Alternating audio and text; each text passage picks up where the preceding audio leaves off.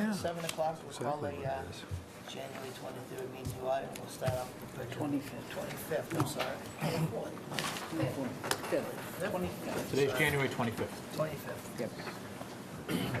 Pledge allegiance to the flag of the United States of America and to the republic for which it stands, one nation, under God, indivisible, with liberty and justice for all.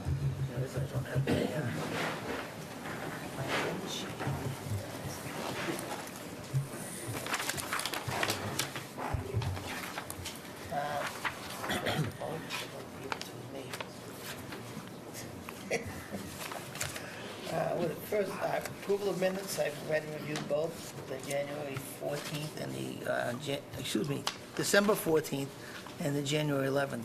Have a motion for approval of minutes. I'll move them both. Second. All those in favor say aye. Aye. Opposed, and that's unanimous. Small project, NACC 182, 65 Bear Hill Road.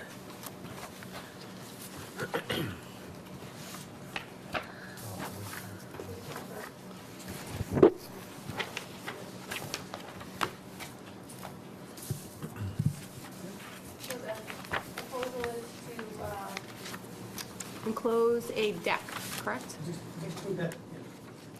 The deck is, normally this wouldn't be a small project, except the existing deck is already over a fully impervious patio. Both are, which are there legally, and if you recall, Bear Hill is the one that has stormwater that no one can actually confirm was not constructed in wetland or isn't part of the actual wetland, because it kind of connects and the plans aren't great, and so you've always regarded the stormwater as being part of the jurisdictional wetland. Although on this lot, there was a sign off on the shed, which isn't 50 feet away, but there is a sign off, so I consider it at this point there legally. The pool is much older, and as 77 Bear Hill is right next door, which has a notice of intent as well. Questions? Pretty straightforward. Jack? Yeah, I have no questions either. Al? No questions. Doug? Motion. My first motion would be that I move that we consider this to be a small project pursuant to our bylaw and letter L. Second. All those in favor say aye. Aye. Opposed? And that's unanimous. And I move that we approve this small project as proposed. That's with silt sock, erosion control, and pre and post construction inspections. That's the motion. Second. All those in favor say aye. Aye. Opposed? And that's unanimous. You're all set. Thank you. Okay, next one is an RDA 128 Mill Pond.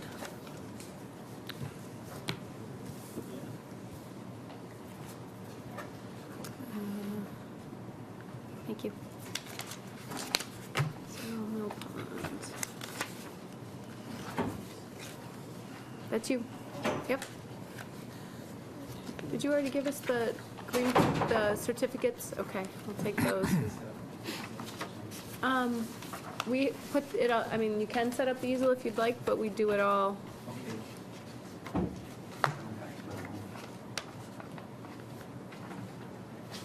Thanks. Will you be referring to plans that we don't already have?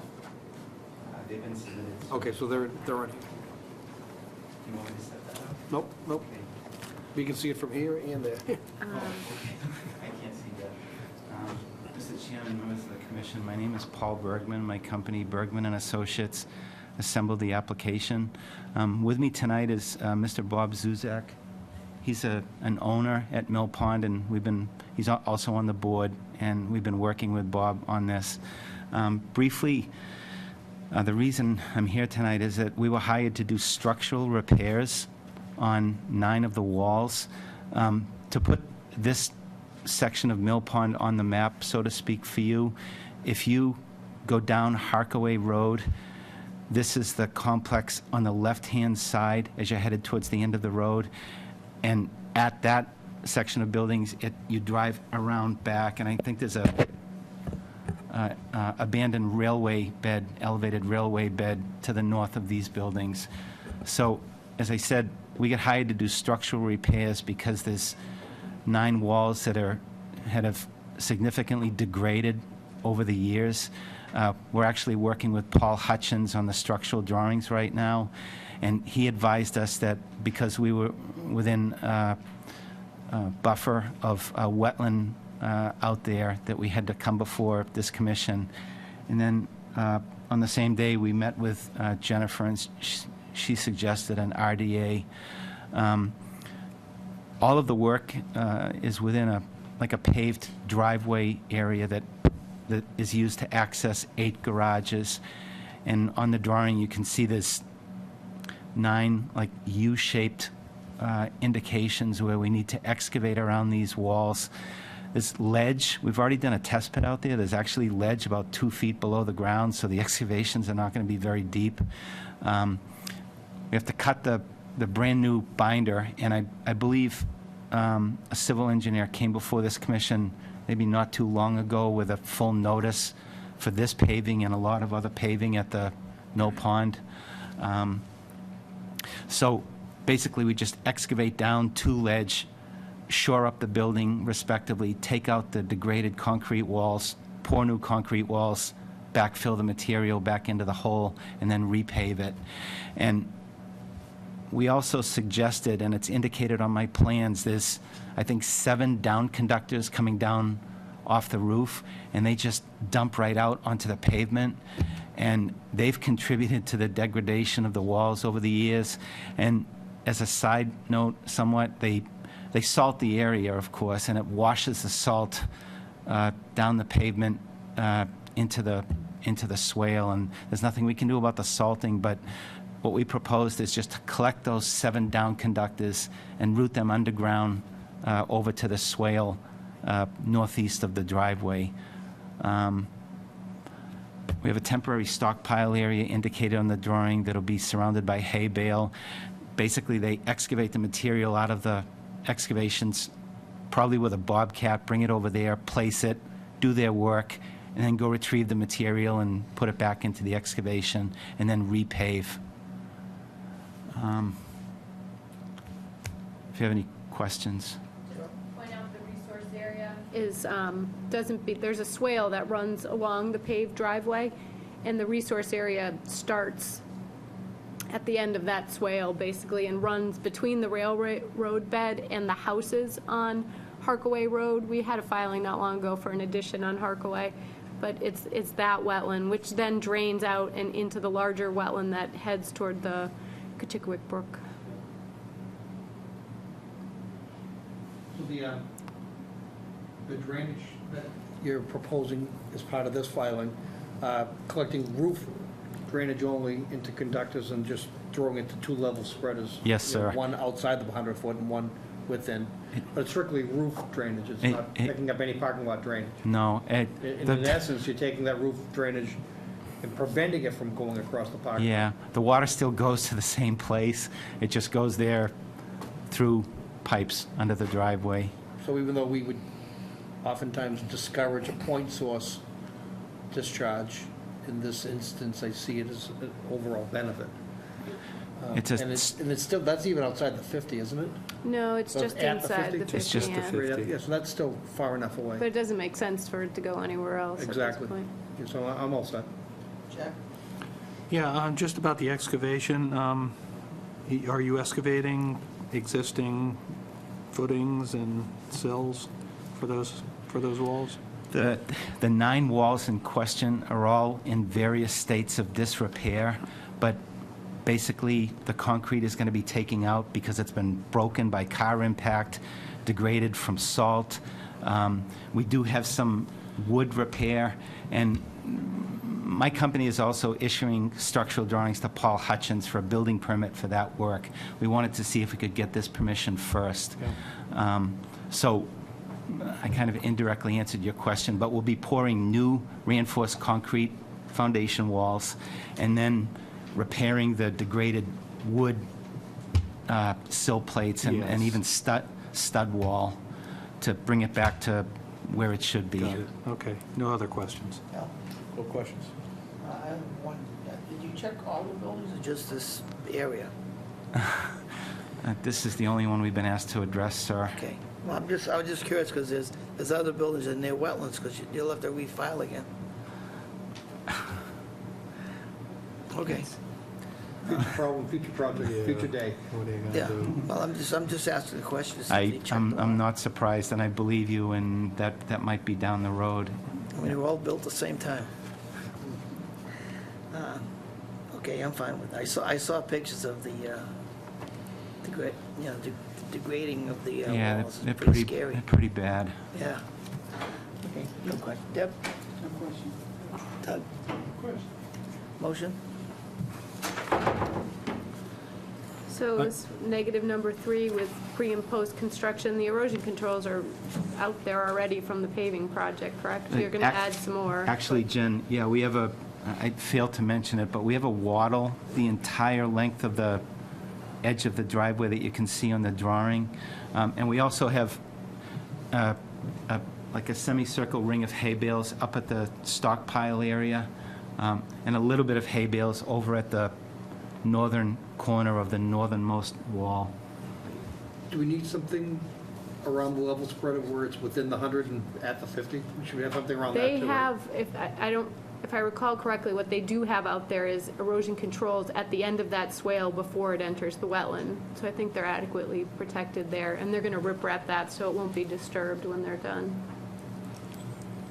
So to go back to your point, So with this, the pre-construction, with the pre-construction inspection, any fortification or any modification of erosion controls, you can We can discuss it then? At that time, Okay. yeah. I move that we issue a -3 determination with pre- and post-construction inspection conditions. Second. All those in favor say aye. Aye. Opposed? And that's unanimous. All set, thank you. thank you. Okay, next one is Hanrad for 242, no DP number 865 Johnson Street.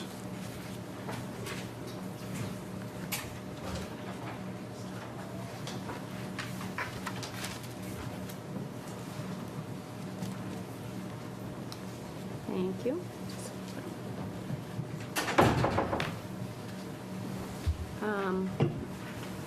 Nope, that's not, Can we remotely focus the back screen, or is that just my eyesight? no, it's not focused, but I don't know, no. It's what it is.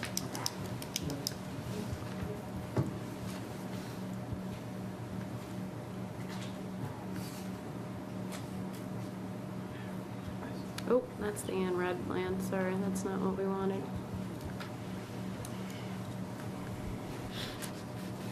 Here we go. All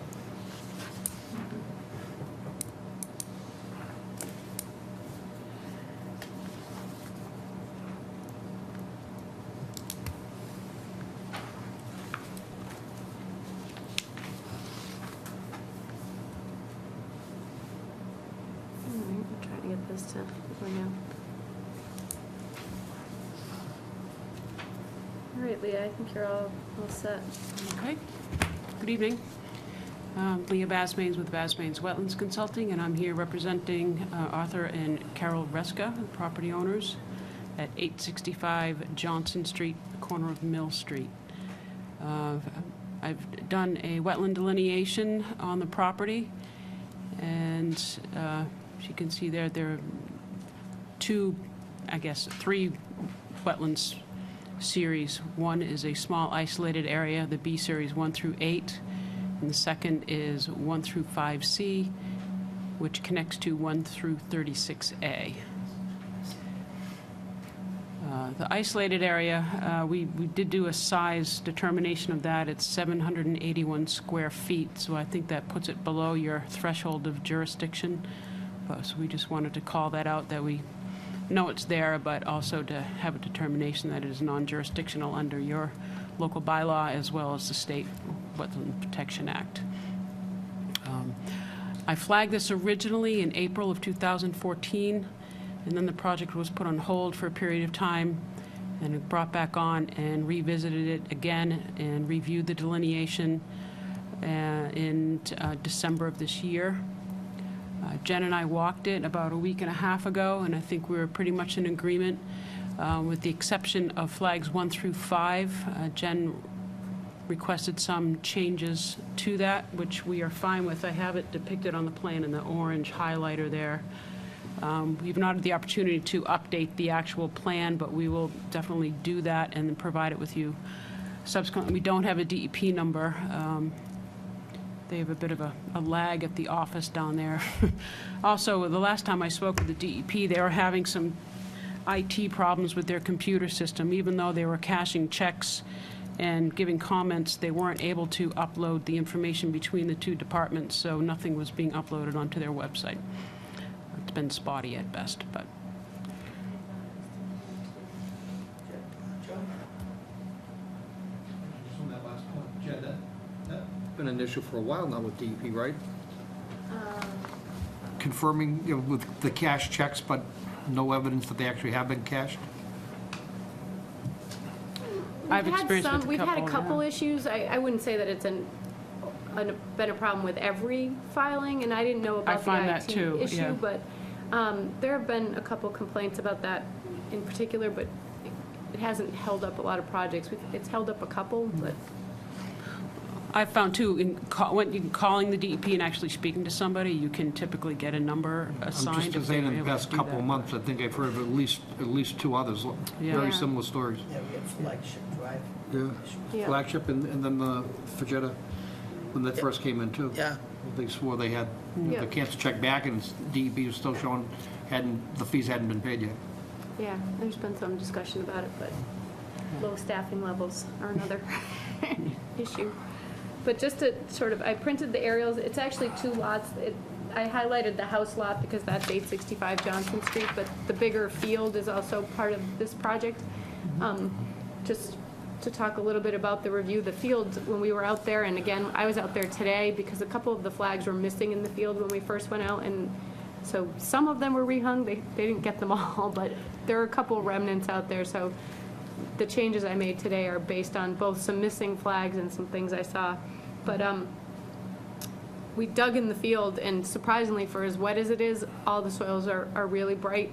I dug a few more holes today because there was some more standing water given the temperatures today.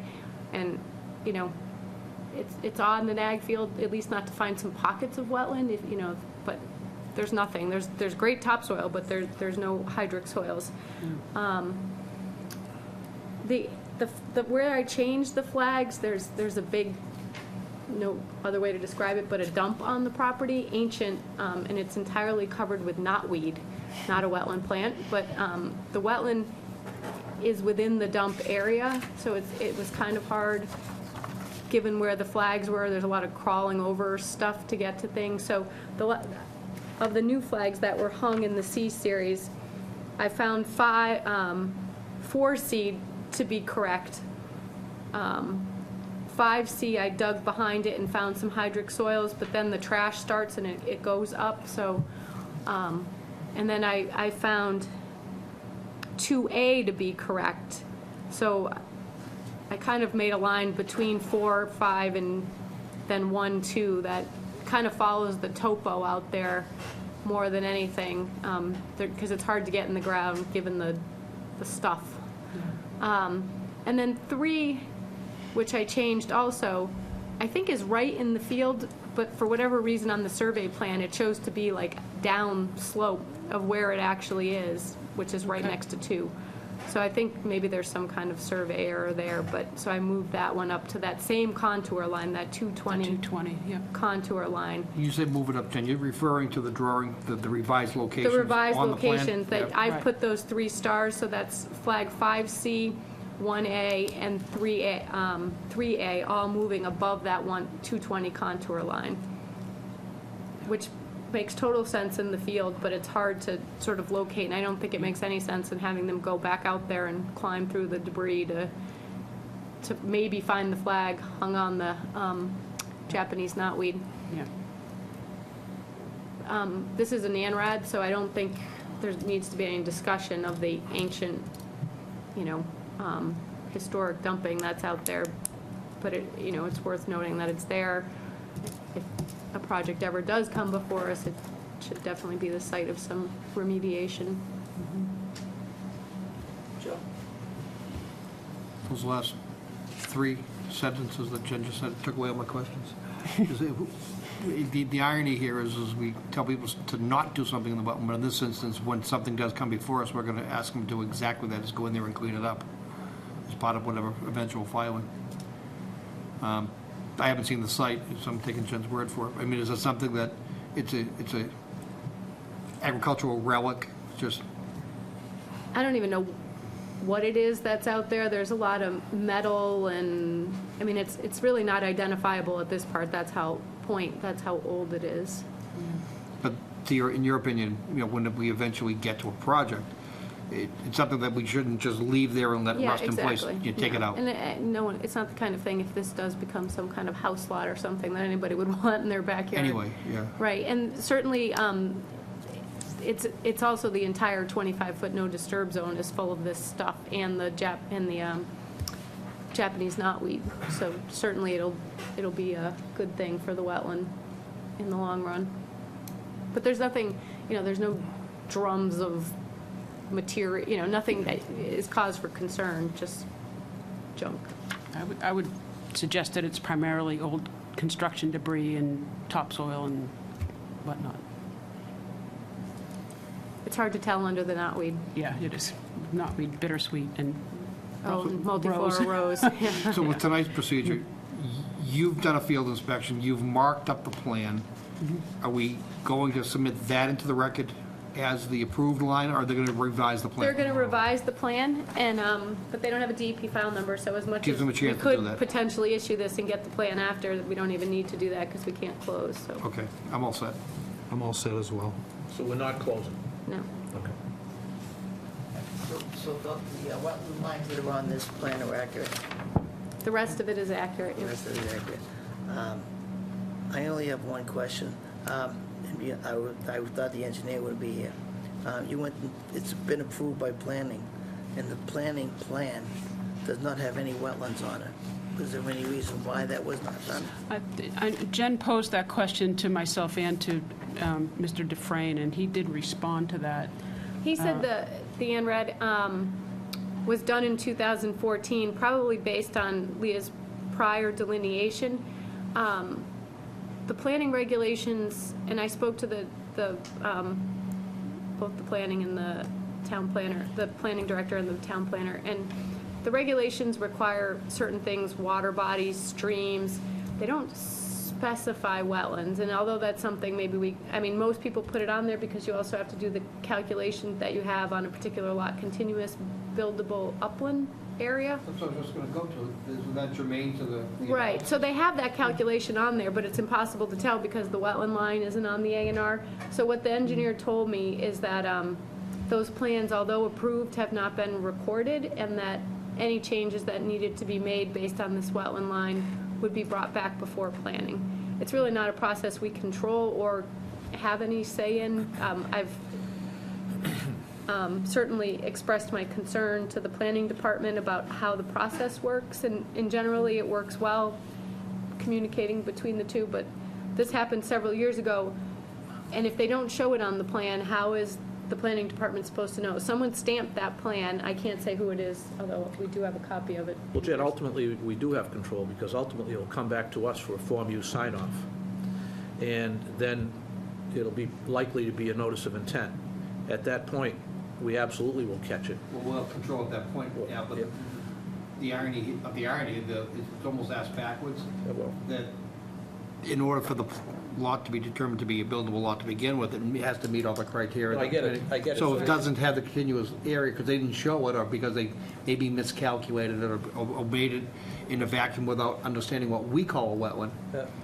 they basically have something from the planning board right now that is preliminary. But, and that's what I'm saying, when it comes back as a notice, our plan may not agree with their A&R plan. Right, and that's not, the biggest concern is that they develop lots that then create a hardship for the person trying to develop them. So let's say someone were to develop a lot where this finger of wetland comes out into the farm field, and they're saying, well, we need to put the house in the 50 because we can't put it anywhere else. Well, we're not going to grant a waiver based on that. You did it backwards. Right. You came to us first, you wouldn't have made that, created your own hardship. Right. That's my concern, but obviously that hasn't happened, and they haven't brought any project before us, so all of this is just a heads up that Absolutely. we're So with concerned. any luck at all, you'll correct it before it comes back to us as a notice. I think that's the plan, yeah. Sounds like a good idea. Yeah. Sounds like a great idea. I'm all set.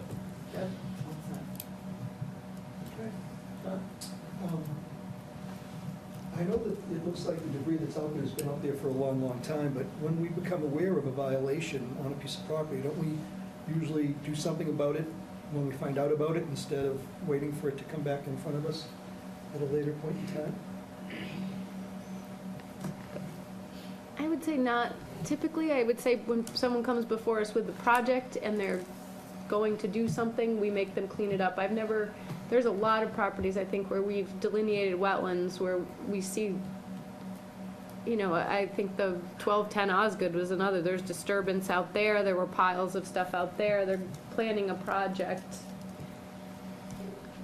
I don't know that you could, but Yeah, I mean, it just, it's not you know, typically, this is only a proposed, like, there is no authorization to do work. We could issue an enforcement order. Right, that's what we would do if a neighbor told us about what you noticed out there, and you were invited out there by the owner of the property, it sounds like. So I just bring that up as a question, just.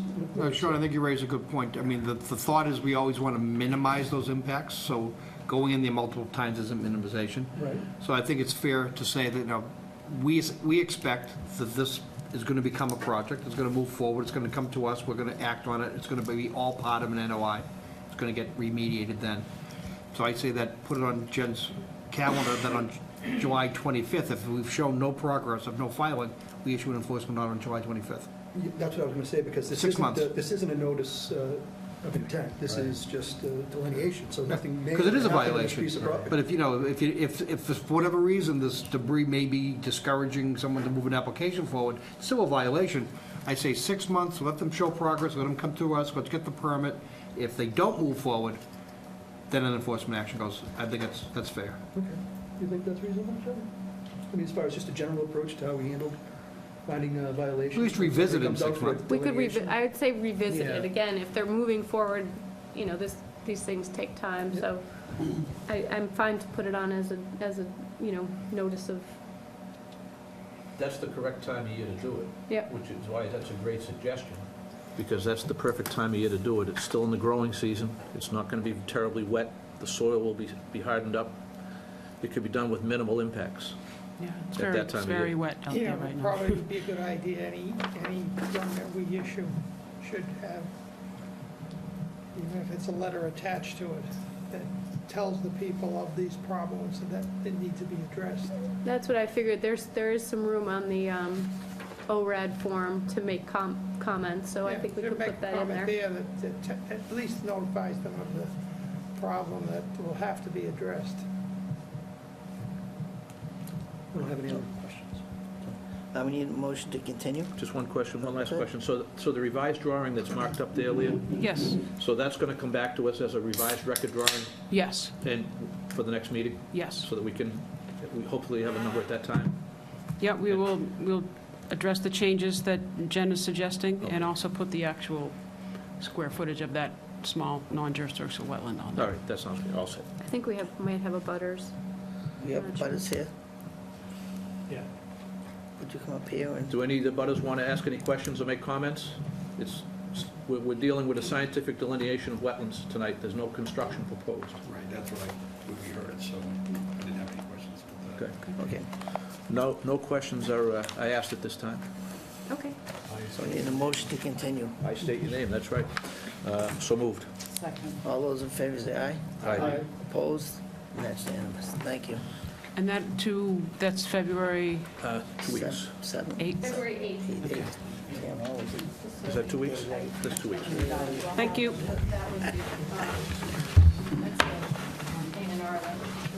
Gotcha.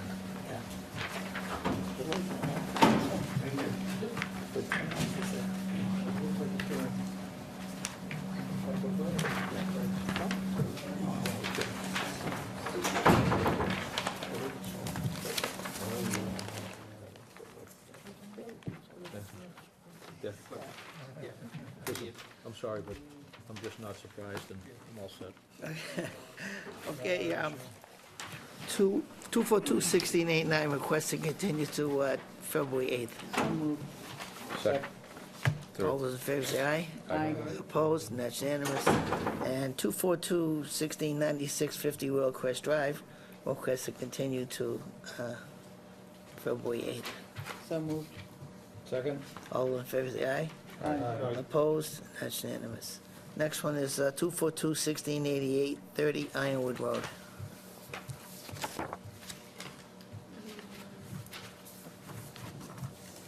So this was before you, not sure who's here for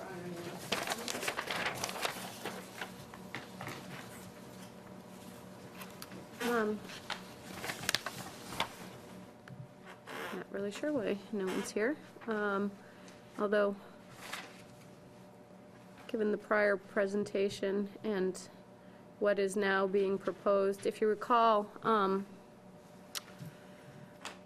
this was sort of a bigger filing with more work to be done. The planning board said they wanted a watershed special permit for it, so we waited a long time while that was filed and then heard, and it was, some minimal stormwater review was done on it, and the applicant decided after that not to pursue the larger project. So what's before you now could, I think, technically be an RDA. Although they've already filed the NOI, they're going to repave the driveway and repair the patio. So, the only issue is that when, and we have the old photos if you want to see them, they were presented at the last meeting of this project.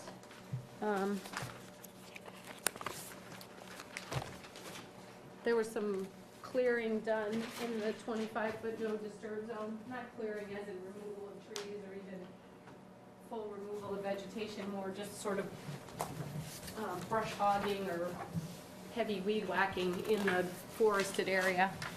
So Heidi had, when she had been out there, had recommended that 25-foot no disturb zone monumentation be added to this project in some form or another, which we can decide tonight.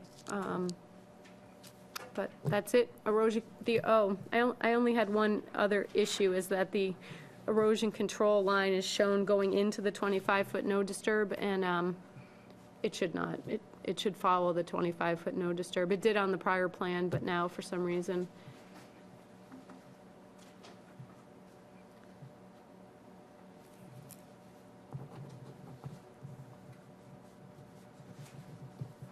Is that something we can resolve with a... I think it- Construction inspection? Correct.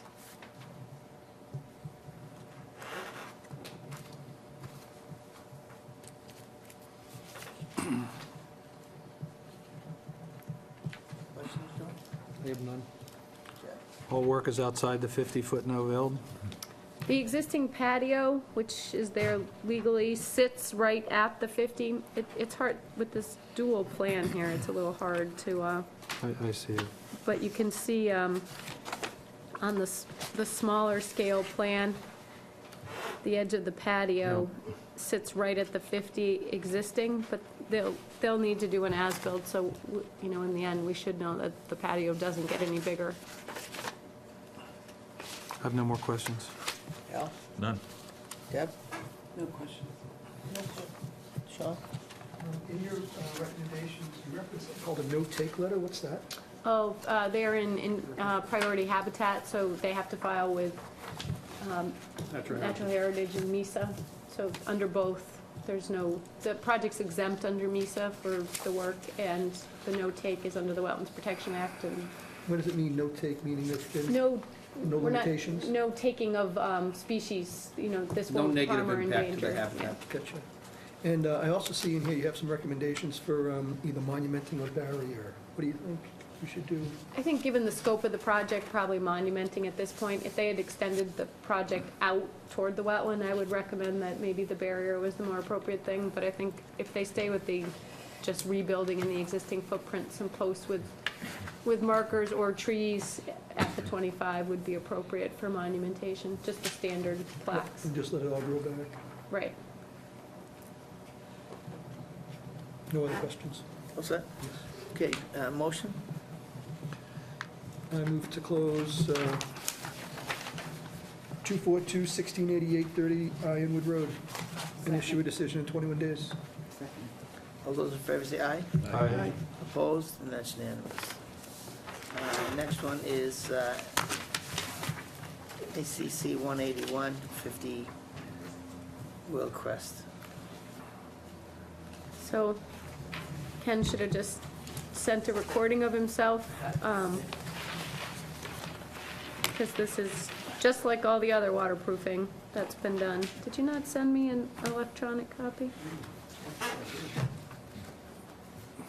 do have this one here.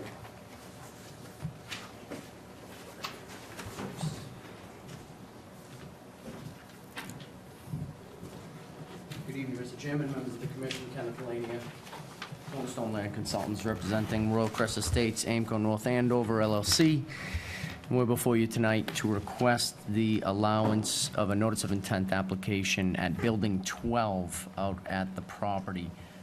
Building 12 is located to the north of where the G train is, which I think most of you folks remember. And ultimately, they've been having some dampness issues in the structure and are looking to repair and upgrade the foundation drainage. I believe after last count, this will be the 30th building that we've done on the property out of 49. So the outlet for the foundation drains ends up falling via elevation within the 50-foot no-build zone. It is unavoidable for us due to the elevation.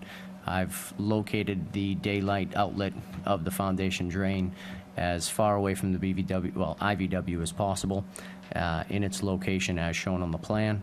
Again, it's typical foundation work. We'll remove the existing foundation waterproofing, if any, clean up the foundation, install the ePro system that we've gone over with you folks for the past couple of years, and then install the appropriate drain piping for the daylight of the foundation water. And that pretty much sums it up. If there are any questions, I'd be glad to answer them at this time.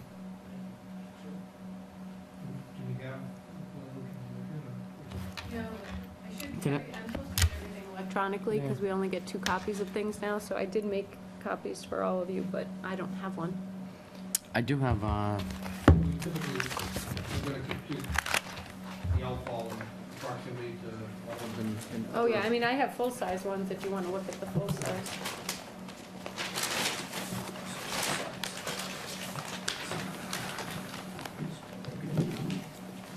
43 feet is the closest location of the outfall, which is a flared-end section with riprap associated with it.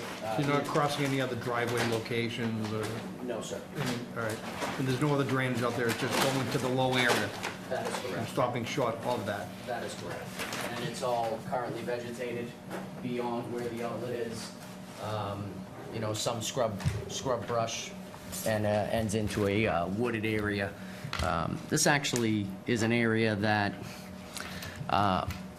we're coming before you later on this year as part of year 5 of our 5-year plan to do some upgrades to the snow storage that they've they've been utilizing the end of the parking lot to the north of this building for snow storage for probably 50 years, or however long that place has been there.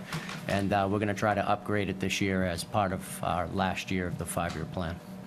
So we will be coming back in before you to address this IVW, but for right now, we're just trying to address the building as it was under an order of the North Andover Board of Health. While Joe's looking at the plan, I just have a brief question. Yes, sir. I saw in one of the notes that the downspouts will be installed but not connected That is to correct. this system. That is What's the thought process there? So ultimately, and again, when we started this process 4 years ago with Royal Crest out there trying to address their drainage, foundation drainage was a large part of what began this process with all the issues of the buildings being subterranean for that lower floor. When we did our original drainage calculations and Lisa was able to review them, we had agreed at the time that we weren't going to tie in any of the actual downspouts until we could reduce, you know, a decent amount of the actual stormwater running through the closed drainage system because it was overtaxed. What we didn't want to have happen is start adding all these storm drains from the roof without reducing any of the runoff that was already causing the problem and exasperating the problem. So what we're looking to do is, and again, I've been working on these calculations this year, this will be the last fifth year, and we will be requesting the appropriate amount to tie in. So I have some calculations. We did the G train, we did the B train, we have the off-site inlets coming February 8th. When you take that all into calculations for the drainage, we've reduced almost up to 30% of the flow entering into the drainage system in the first 12 hours.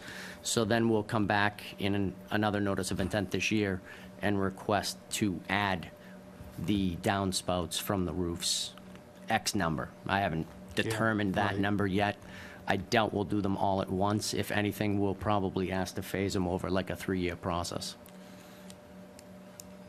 Okay, I'll leave it to you to do that. I just, you have to deal with a certain amount of water one way or another, and Correct. it could overwhelm it from above or It's put it a directly, toss-up. directly right in, so, Matter of fact, I not sure think how that's gonna work, but we'll be watching. this particular Stay tuned. building, yeah, this particular building got exasperated from a pretty large storm event. The rain hit us pretty hard with a high intensity. The downspouts were right beside the unit, and literally the water was going in the window, you know, so. So it's important to get this one done. We'll redirect the downspouts for now, but I would hope by the end of this year, this will be one of the ones that we'll have connected into the system. Okay. So what I was looking at on this in detail, and I'm seeing that we know the whole area is flat, there's no topographic relief from your outfall for the perimeter drain. And 24650, it's trending towards the low Correct. isolated area. That is which- correct. Which is only a half a foot lower. It's not much lower. This is only a perimeter drain, so it Correct. doesn't have a high volume of flow. It's basically just wicking the water away, so. That is you know, all. I guess the question I'm gonna ask is, similar technique here as what you've done elsewhere.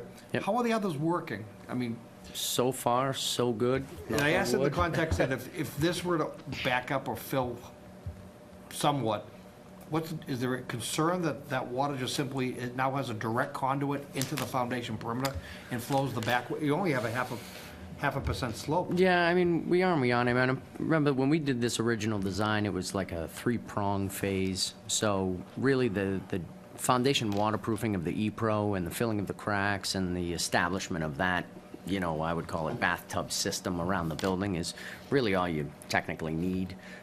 So we're adding the foundation drains because it's the appropriate thing. It allows that pressure to get released, so there is no push on that system. And remember, we also have the drain mat that's against the foundation to alleviate that pressure as well. So we're not concerned, and I'm gonna tell you right now, we're okay with doing this building as it is, but again, I do have future plans to come see you folks, which will address this IBW as well as some snow storage areas and attaching this system to the K system as well, as we had done previously in the G train. So from a wetlands protection perspective, certainly allowable request and something that we should approve. This does come down, this building 12 is right next to Berkeley Road, so, which is, if you remember when this all started, you said a couple of years ago, I think you were being very nice. Well, I think it was 4 like years. 4 or 5 years. 4 years. 4 years yeah, ago. 4 anyway. years ago. If you remember, it was the Berkeley Road folks who came to us with the flooding concerns, that, you know, the flooding from this project, this property onto theirs and impacting the town drainage all the way down to Becky's Pond and beyond was a concern. So, you're mitigating, this is basically the last line before you get to Berkeley Road. So anything that overflows here, so tying roof drains in. Correct. There's really not much of a chance to mitigate these if you push anything back towards Berkeley. and almost gonna be future moving it in I the gotta other go, direction. I gotta go left towards 114, and that's really where we're gonna try and get everything back out to the front. All right, I'm all set.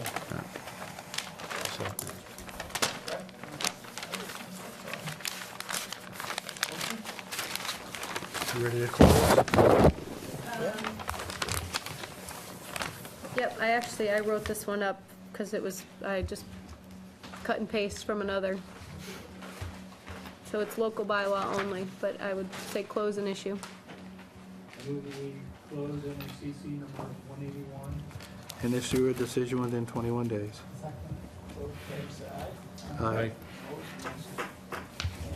Mr. Chairman, if you don't mind, just one quick thing before I leave. Jen had asked me about a couple of other outstanding issues out there at Royal Crest. I shouldn't say issues, orders that are still open, and I just wanted to address them real quick. The one of them was for Building 47, and that area on the side that we did a couple of years ago.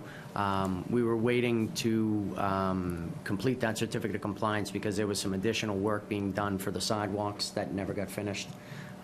That should be done this year, and I'll be asking for that COC this year as well.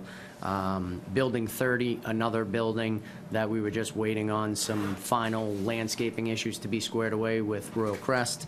Will be, and these are all stabilized, they're completely stabilized, so we'll be asking for the COC and the bond release for that one this year as well. And the last one, I don't know if you folks remember, was the G train, NACC 117. So we had come in, I believe in 2014, and received a partial from you folks because it was tied in with buildings 1 and 2's notice of intent application. So 1 and 2 got released. The actual construction of the G train was released, but we were hanging on for the partial because we wanted to make sure that the plant life was established out there. It was not established right away when we came back before you guys for the COC. Since then, sadly enough, the landscapers, the new landscapers, last year went in and weed whacked all my plants. So, That was nice of them. yeah.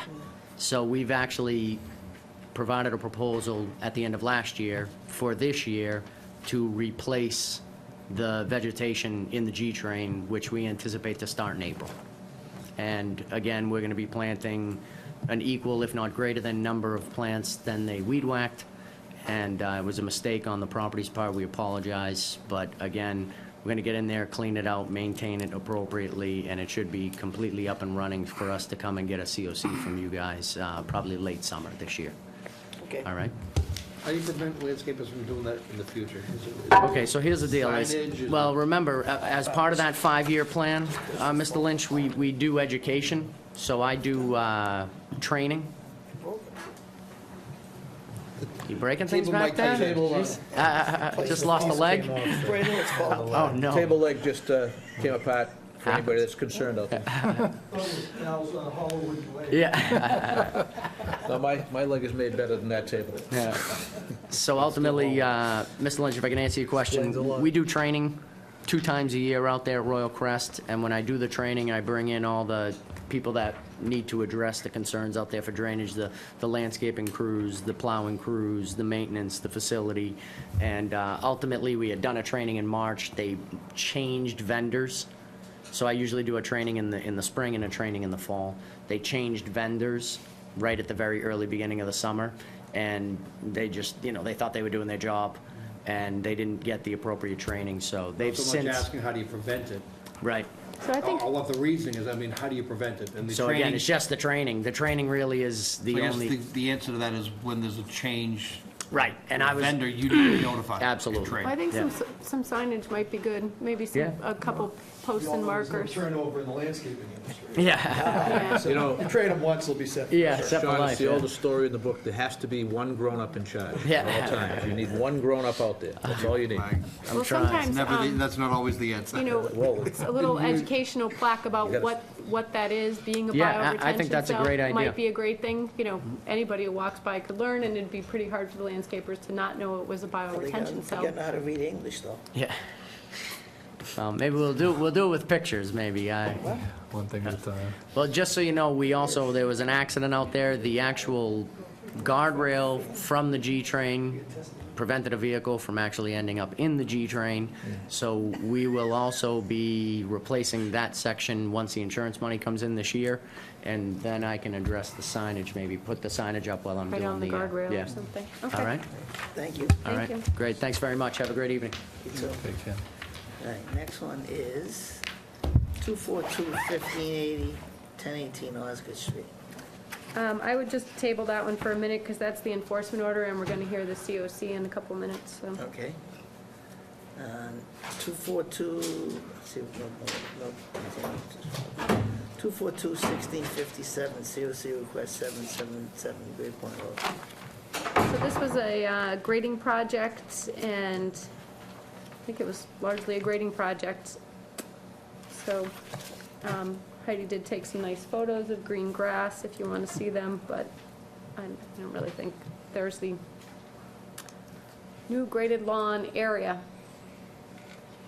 So this was a major grading project. I think a lot of it was outside of our jurisdiction. It was an off-site wetland that they weren't aware of. A lot of trees were cleared. I think it actually received a waiver from the watershed special permit based on the fact that we were hearing it and there would be erosion controls and all those good BMPs. But it was largely a tree cutting and grading project for which everything's well established, and I believe Heidi, yeah. Remember coming up the hill around the corner, I looked it up, well, what the heck happened to Yeah, that? I think, Right after Coach, right? I think we got a lot of phone calls about this one, when it was happening. Yeah, Any questions? I'm all set. Jack? None. Al? No questions. Deb? Doug? All set? Okay, motion?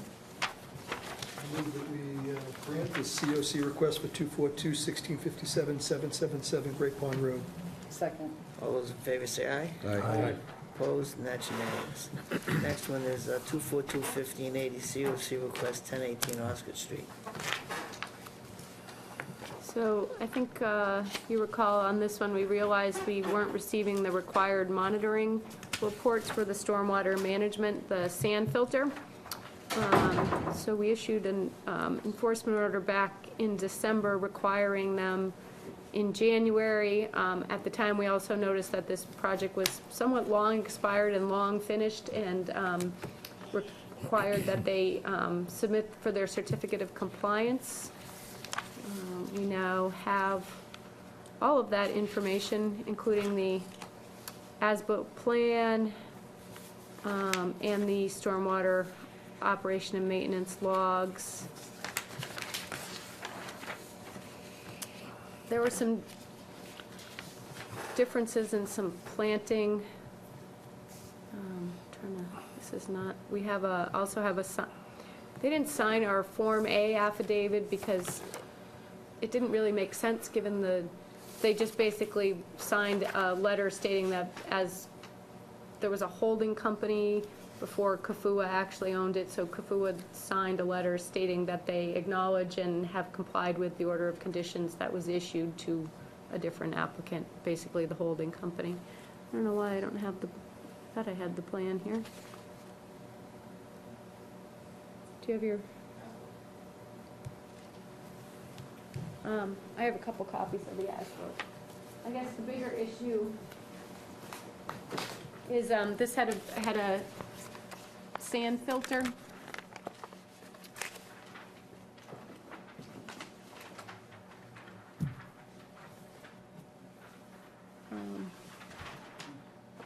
Installed, which at the time was somewhat a different stormwater management solution based on it being in the watershed. Lisa did at the time review the project and talked a lot about the need for maintenance, which is why the requirement for the yearly submittal of the proof of maintenance is in there. We received it the first year, and then the 2 subsequent years that the project was active, we did not, and that was when, having realized it this year, issued the enforcement order. I don't know if you have anything to add. I feel like a preventative maintenance question. So How do we prevent this from happening in the future? I mean, so they get this through the permitting process, they did what they needed to do during construction. They were doing it, we just didn't follow the order and notify us that these are the things. So they had them available, but how do we get, now that they get the COC and they're compliant, they're out of our picture, how do we get this forevermore? Now there's kind of institutional knowledge. So we have a monitoring spreadsheet, and, we'll just keep them on it. That's one way we can try to keep on this. The truth is, prior to a couple years ago, all of your orders of conditions said that people were supposed to submit annual monitoring of their stormwater management system. Anything with a stormwater management system used to say that. It's nearly impossible to get that out of anyone and impossible to keep track of. So what we started doing was putting in the orders that they're required to keep a 5-year maintenance log of the prior 5 years, and that at any time that we went in, so basically it's a catch as catch can. More often than not, I think it's people doing repeat filings, If we have a reason to ask to see it, they better have it. They better have it. The only place where I think that's important, and Lisa's been pointing this out to us, that there be some sort of other arrangement. Planning also has, on some projects, has 5 years of escrow to make sure that the management gets done. That's one of the ways it's happening. So some people have to have signed contracts. I think we just did with 1210 Osgood that there would be a signed contract, that there's a maintenance company, and if someone's paying somebody, I think it's more likely we're going to get them. But keeping them on that monitoring spreadsheet is probably the only way. And just as the projects come in, we now have 3 with sort of proprietary products on their sites. It's Butcher Boy, Kafua, and soon to be 1210 Osgood. And so they just stay on the monitoring list. If they're required, if they have some kind of system where maintenance is crucial, that we're not just talking catch basins and a detention pond or something like that, then we're going to have them on that list. And that's, at this point, Especially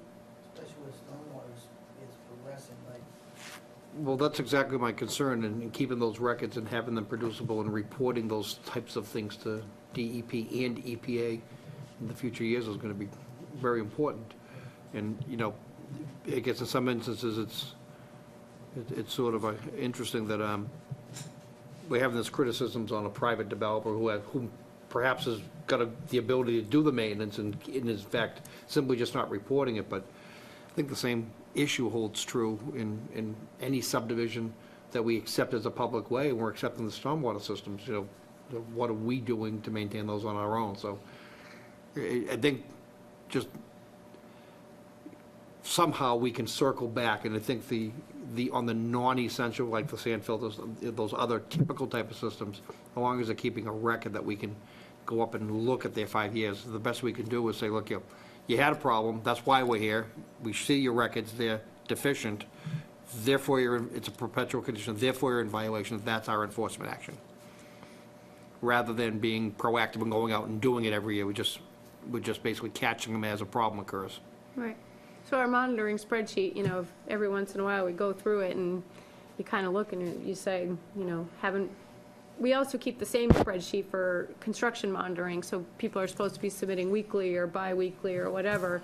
We're looking at that list to see whose reports we have and don't have, but, we'll just have to make a separate section of it and keep track of stormwater. Again, where it's crucial, I don't know that we can monitor everything.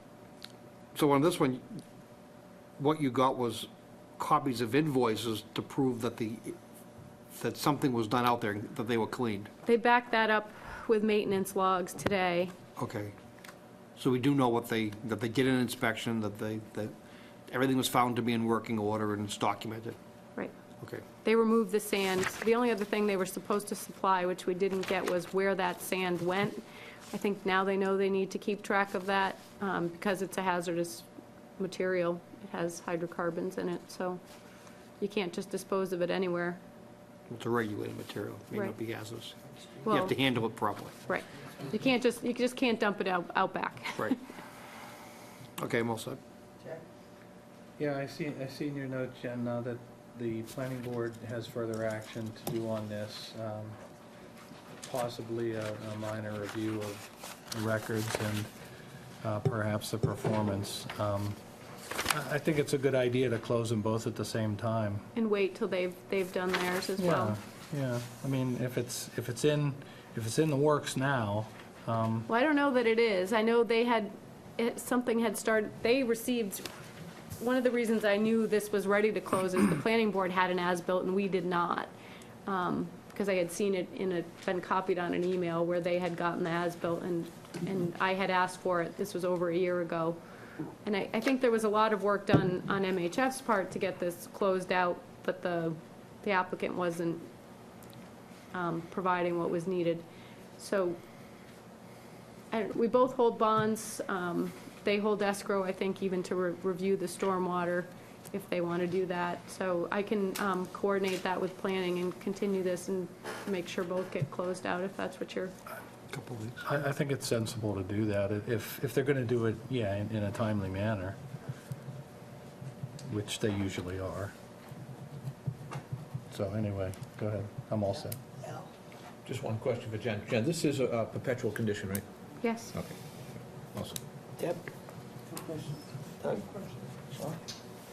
No questions, but I do have some thoughts as to how you can monitor and maybe enforce this stuff, when you're supposed to get reports, et cetera. But that's not part of this file. Offline meeting. I'll hold off on my thoughts. So no questions. I'm also in favor of Jen's recommendation for the fee and fine, or fee, fine, whatever you want to call it. Oh, I think for just imposing when you release, we didn't find them, they did, on the date, everything was required, the 19th, I did get contact and calls and information, although things kind of fell in line after this. Instead of fees, I had recommended that they impose when all was said and done, their $200 fee for release of an enforcement order. It's a fee, not a fine. Okay. There are no more questions? We need two motions? No, just to continue, and I'll Motion to get the continue? planning Yeah, board motion to online. Okay. Second. All those in favor say aye. Aye. Opposed, and that's unanimous. Thank you. Next one is, we already did that. My agenda here.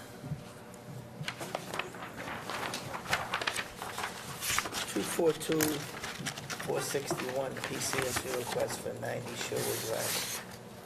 Actually, 93 Sherwood Drive. Are they both the same, Jeff? They're two different orders. Yeah, One of one's them available. is for Candlestick Road, and for whatever reason, 93 Sherwood is recorded against it. The good old 80s, the development boom. Who knows how that happened, but, so I would just recommend releasing a PCOC for 93 Sherwood from that order. Any questions? None. Motion? Is this for both of them, Joe? Nope, this is for 461 PCOC to clear up title from, Move that we grant the PCOC request for 242-461.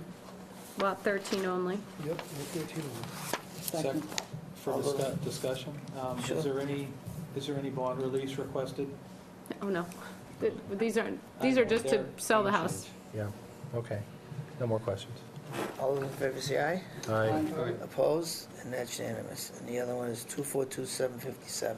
So this is the roadway and stormwater for Sherwood Drive, but this lot has its own individually filed order of conditions with a certificate of compliance, so I recommend releasing it from the roadway. So Any moved. questions? Good. So moved, and we have second. All those in favor say aye. Aye. Opposed, and that's unanimous. Okay, and the last one is emergency certification for 120 High Street. Oh, you're up. So I did write up a brief description of how things sort of transpired out here. Hopefully you've read that, but I think the bigger issue is to let the owners and their consultants tell you about the problem and how they intend to remediate it.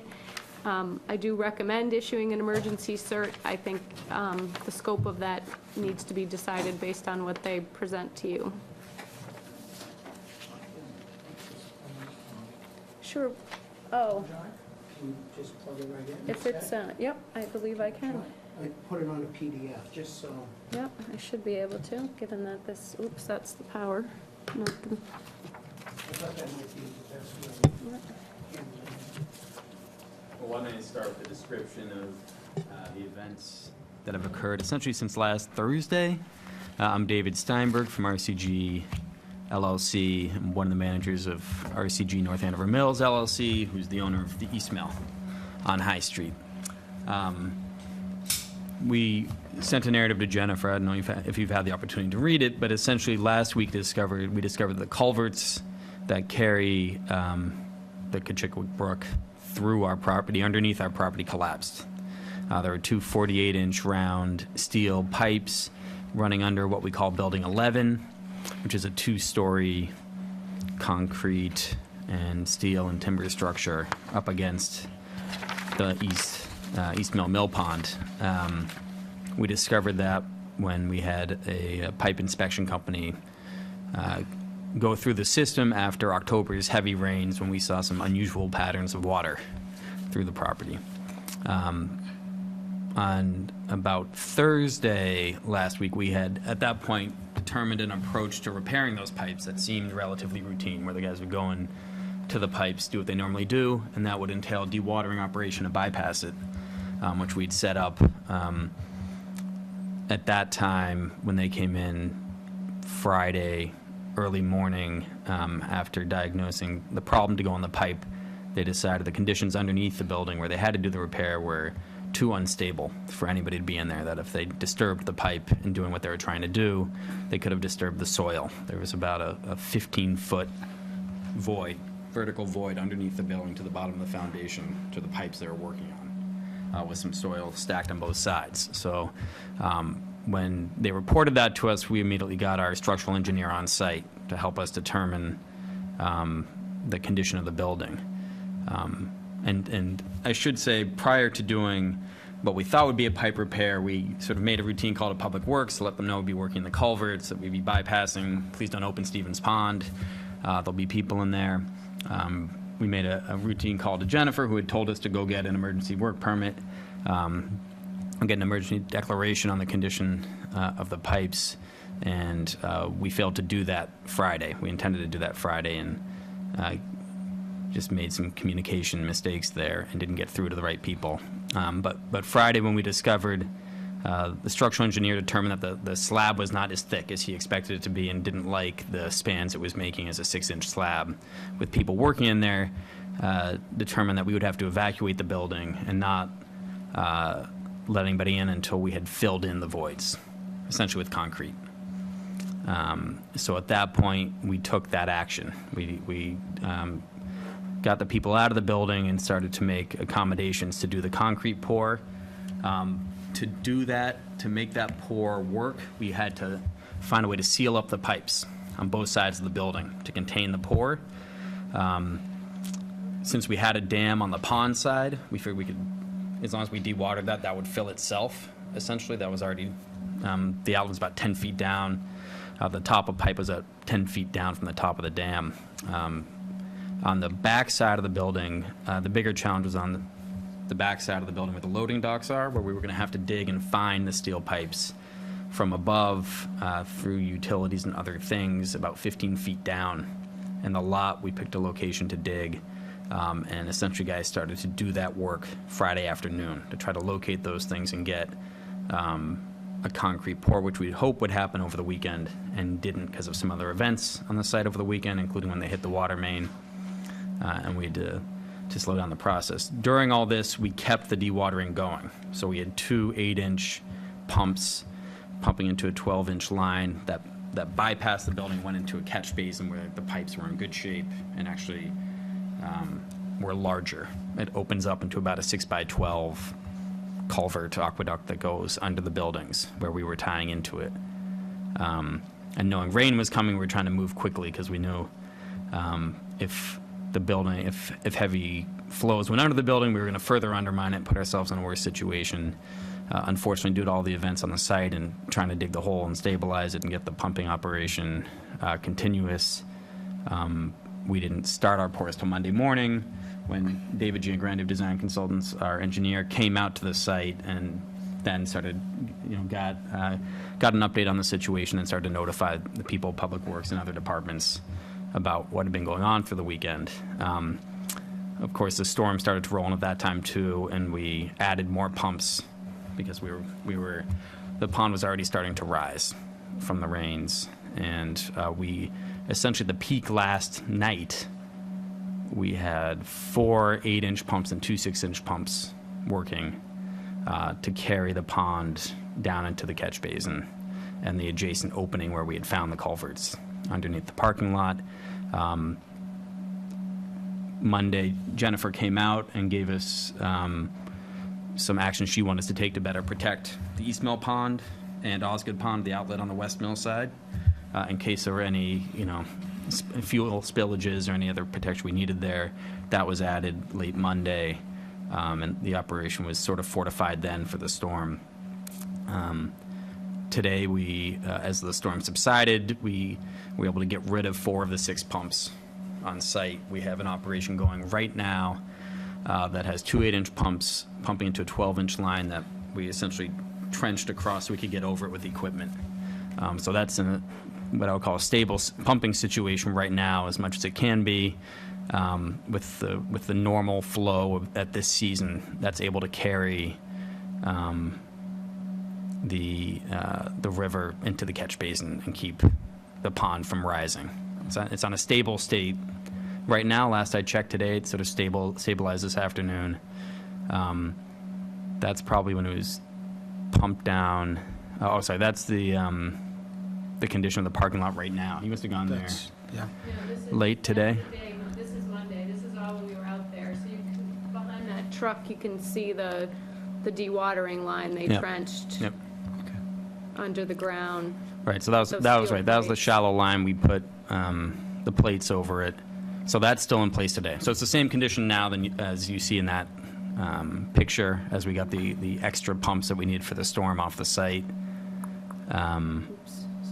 We do have the concrete pours have now been completed. They were completed yesterday. We got a final inspection from the structural engineer and started moving people back in after an inspection by the fire department and building department today, and they cleared the building. So that is our state right now. Another thing Jennifer asked us to do was keep enough water in the pond to essentially cover the bottom for any wildlife. So we've tried to set it at a stable state on the flow.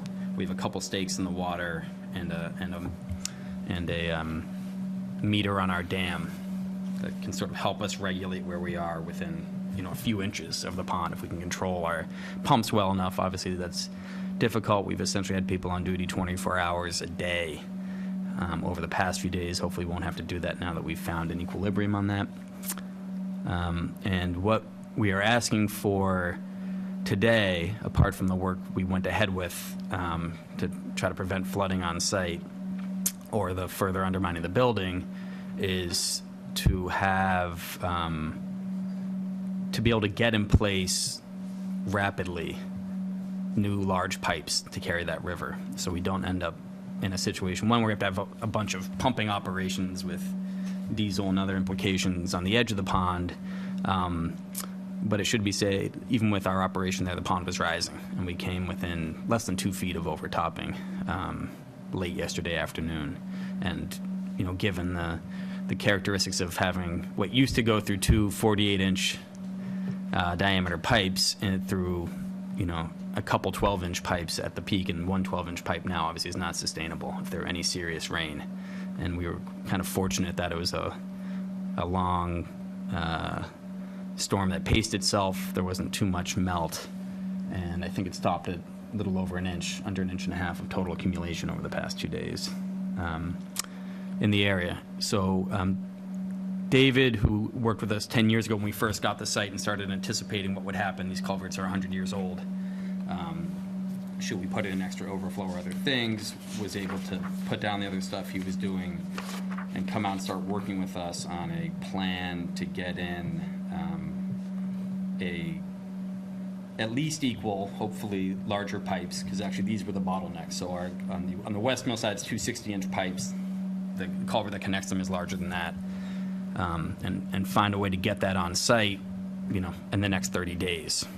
If we could do it, find a way to trench through the site, get those pipes in, and ultimately have an inlet structure that can regulate the pond, and have a at least equal, if not superior, system of getting everything through the site. So that obviously puts us in a predicament. Through a regular permitting process, we'd never be able to do that, but a regular permitting process probably put us into spring rains and snow melt, and there'd be no reasonable way to keep the pond from overtopping at that point. So what we have behind you, and I'm sorry that if you want, I can put up the easel here, but is two pipes that would closely emulate what the existing condition is. And as David had mentioned earlier, the dam structure is located in this general area. These are the existing pipes, and this is the outline of the existing building here, okay? These pipes from the dam structure ran over to this general area. The catch basin that David referred to is back in this general area that we're temporarily pumping into. This area here is the approximate limits of the undermining. The idea now is, since these pipes have been filled, we were hoping on Friday initially to be able to reutilize those pipes and but when the structural engineer arrived on site, it was clear that immediate action needed to be taken, and that had to be filled. So what that leaves us with is coming around the edge of the pipe and potentially tying into the pond. As I had mentioned, this is the top edge of the pipe. There's a set of stairs that come out here. So we'd tie in new pipes along here and then have a tie-in structure that we'd have to cast in place at this time of year. Then, on a temporary basis, we need to design a inlet structure that closely emulates this existing structure here, so we haven't had a chance to do that yet. This just shows a potential alignment and how we could accomplish providing a conduit to support the flow to the downstream. Right now, as David had mentioned, there's 6 pumps that were set up just to maintain. We had proactively pumped the pond down, and it did rise. And even with the 6 pumps pumping, that still wasn't enough to hold back a storm of approximately 1.5 inches in a 24-hour period.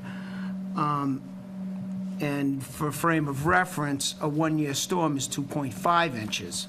So it was a significant storm. It didn't have a tremendous amount of snow melt, but it was rising even with the 6 pumps that we were able to secure. So this does show where we've got a contractor looking to source large diameter pipes, either ADS-type pipes, plastic pipes, or reinforced concrete pipes to get in this general area. We'll have to cast in place a connection, and then on this end, until we get a pond, inlet structure actually designed, the thought was we'd create a plunge pool with a riprap weir structure to allow the water to come in. And then if you look at this detail, and again, this is conceptual, but we'd create a sump to allow the settlement and then into the pipe. At least that would stabilize the condition until we can get a more permanent inlet structure in place. That's the thought for right now. We are attempting to file with the Conservation Commission this Friday. Again, it's a very fluid condition. and we're getting as much information as we possibly can.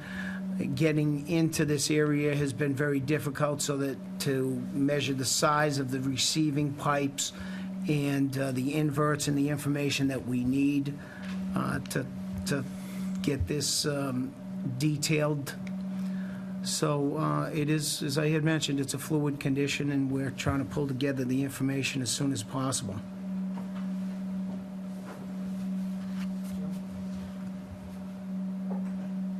Wow. I think we got a whole bunch, I mean, and you guys know a whole bunch of things at play here.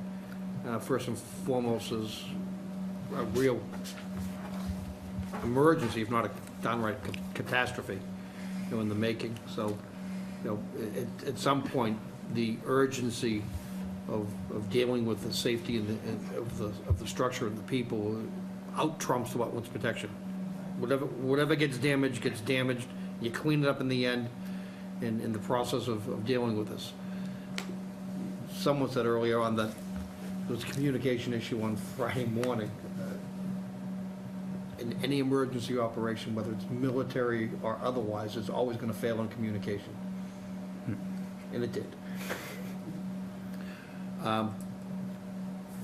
I don't know what our protocol is, Jen, but it seems like if you get something anywhere near the threat that this could be, you don't stop them, we can't stop them, you immediately let them, like they're doing with their engineer, we just impose an environmental monitor who's part of that project. Well, I think, I mean, again, hindsight's 20/20, but the alert was not of the scope of what was happening. Maybe I should have gone out there to begin with. I think that's probably the one thing. Not a criticism, this is a debriefing. Right, that I would change. Because the call was more like a, we think we have a problem kind of call, I didn't head right out there, but I kept following up, and Monday morning I got I don't know, I'll check in, I'll let you know. And I'm like, when you came on Monday afternoon, I'm like, coming over. Yeah, can I clarify that a little bit? I showed up at 6 a.m. on Monday morning, and to inspect and understand what was going on. At the project, not at my office. No, I'm sorry, 6 a.m. on Friday morning. Did I say Monday? 6 a.m. on Friday morning. At that stage, we didn't have nearly the information we have now. We were in the garnering information and trying to figure out. The structural engineer hadn't been there yet.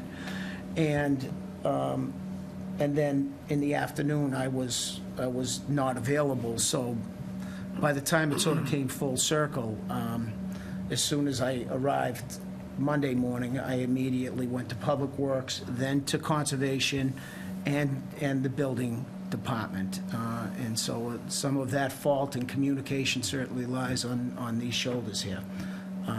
But again, we were discovering information, getting video, getting pictures, putting guys in the pipe in a safe environment.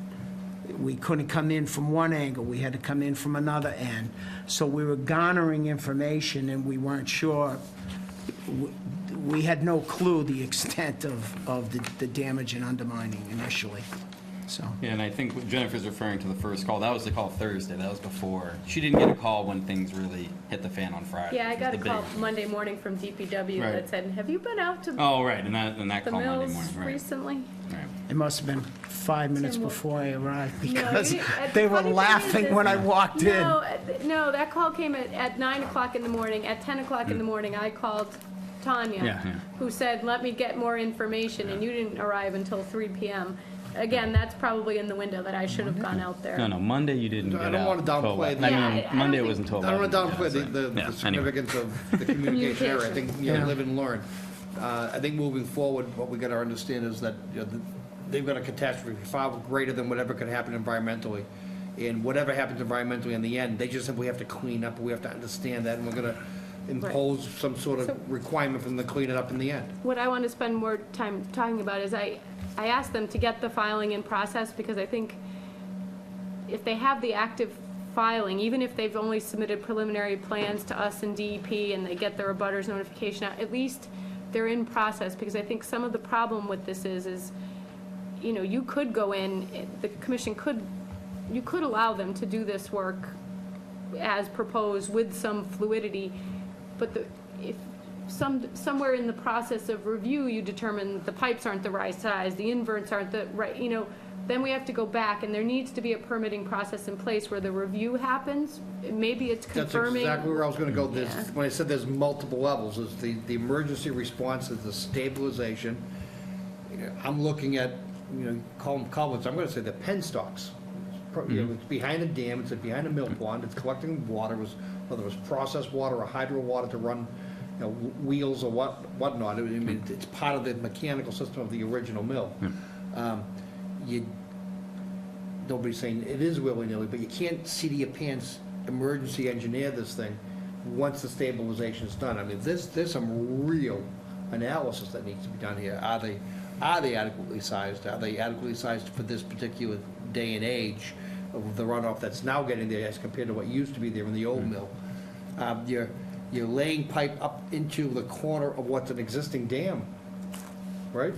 That new area. that's bank. No, that's, Bank, the dam is down this end? Bank's here, here's the dam right here, these are the old pipes, That's, and that's the dam, and there is an operable gate on that. This is it a dam or is it just like a headworks? It's actually a combination, so they have a gate that comes down and shuts down that flow. So it does create a dam and Oh, but holds it Yeah, back. it's But- right. But the impoundment, what's holding the reservoir back, the mill pond back, is it just? it's a concrete It's a dam. concrete dam. Yes, But- and then the pipes are down lower, so the water spills over, it's a spillway in and then through the, So my concern is that when we're disturbing any abutment to a concrete dam, or any dam for that matter, can be a vulnerability. So that plunge pool area, by introducing flow there, are we introducing a vulnerability for? no, because this is not a dam, this is just a bank condition. How far away is it from where the actual dam structure is? Oh, about 100 feet would Okay, be my plenty guess. far. Yeah. Right. So without a permit for us to do anything moving forward, with an emergency certification or any other permit, they're forced to find a way to bypass flow that pond, the brook and the pond. And right now, that's been done with pumping. You said how many, 6 total pumps? at our peak, we had 4 8-inch pumps and 2 6-inch pumps. And you're dumping them into what, you said catch basins? Well, so when we found and sealed up the existing pipes, we left there's like a culvert connection there that widens, the top of that open, so we could continue So to dump there's- there. So we had one 12-inch pipe into the catch basin, then one 12-inch pipe into the opening along with the 2 6-inch. Right, so pipes. the 2 4-foot pipes come into a arched culvert right in this general area right here, and we came back, we put a concrete cap on both ends of that, backfilled it, secured that so that we could No stop. backflow, yeah. Right. And then at this location, we put a trench box in at this location to stabilize it because we needed it open. We then put the pipes, the additional 8-inch and 6-inch pumps right into the culvert at that stage.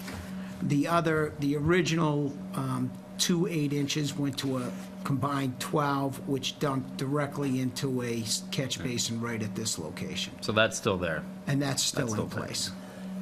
I had them put a turbidity curtain at the outlet, because we definitely have coffee water at the other end. On the West Mill, obviously, you So let me cross ask over you the this, street. how far along the design process is this permanent repair? You used the word concept a couple of times in the presentation. Right.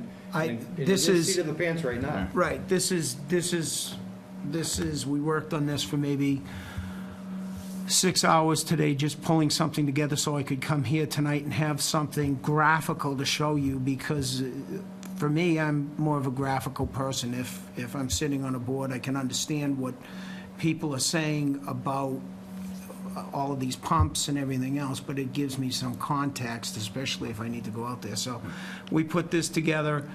We're just trying, with this particular design, emulating the existing condition. We haven't gone back and done the hydraulic analysis for this yet. We would not have the hydraulic analysis done for a Friday submission. What So is when it, you're Friday? saying emulating, you know what the existing penstocks are, Right. and you We- theoretically know what the slopes are. We know what the weir width is. Yeah.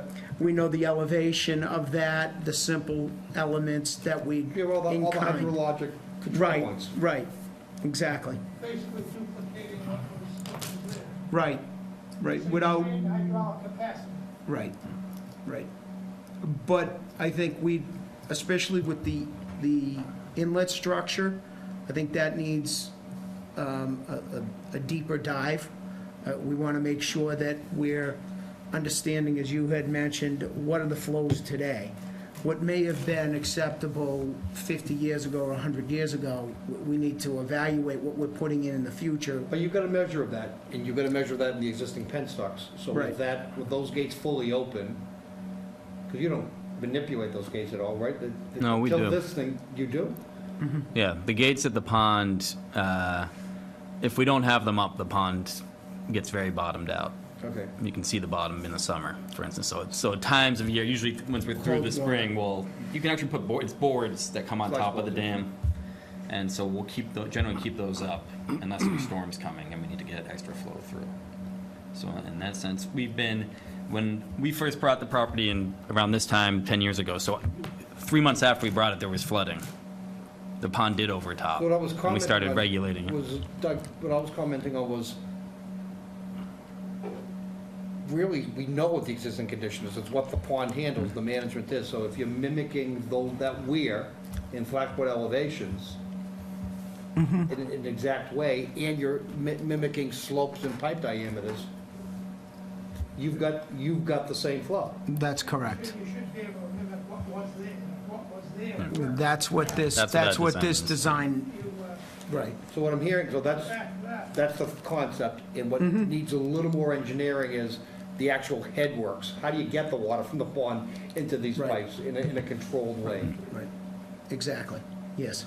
And then when that's happened, so And the we- short term now is to get the pumps out of there once this pipe is in and working with the plunge pool, Right, get you through some period of time where you can then design those headworks, right, then come in for a permit for the headworks, right.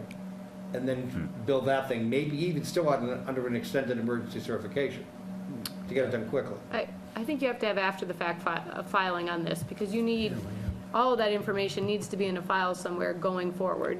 Emergency certification lets them It's not a carry permanent it document. out quickly. Has to happen in 30 days and can only remediate the immediate emergency. So any design work that happens after the immediate emergency is remediated needs to be under a notice of intent, under the emergency cert standard. They only get 30 days, and it can be extended, I forget what You're this, not gonna find twin 54-inch pipes that long in 30 days, not in this region. You're gonna be trucking them in from way down south. So that's besides the point, I mean, Yeah, we've actually started to work on that. So we met Monday with the site contractor who did the center lot work on West Mill. So he's already reaching out to all his sources. So he can find 48-inch pipe now in 20-foot lengths and do this project. He said if that were what we needed to do as an emergency measure, he can source that. They have that in somewhere in Western Mass, one of his sources. As you get bigger, right, he's saying, does he have bigger? Does he have a box culvert equivalent? One of the things about this project that's a little tricky is that there are utilities running across that. And so Dave has to get his pitches through without crossing the main electrical feed more into the water building. well, I think we found the water main. We now know where that is. We didn't have a good existing condition of that. But we did find, we did get a good location on our electrical and gas lines, fortunately. So we didn't come I close don't to wanna those. sit at the table and design it, but Yep. I think that's exactly the question that Yep. any emergency certification deals with is, what is it you guys are doing? What is it, what might we consider an emergency and get it done? And boy, if this isn't, I can't imagine what is. Where do we want to hold them back and say, from this point forward is where you need to come in and get your permits? And I think it is with the design of the headworks. I'm all set. So if you had to estimate, how long would it take to get those new pipes run under the, looks like it's underneath a driveway, underneath a truck access area? How long would you say it would take to get those in to relieve, to replace the pumping that you're doing now?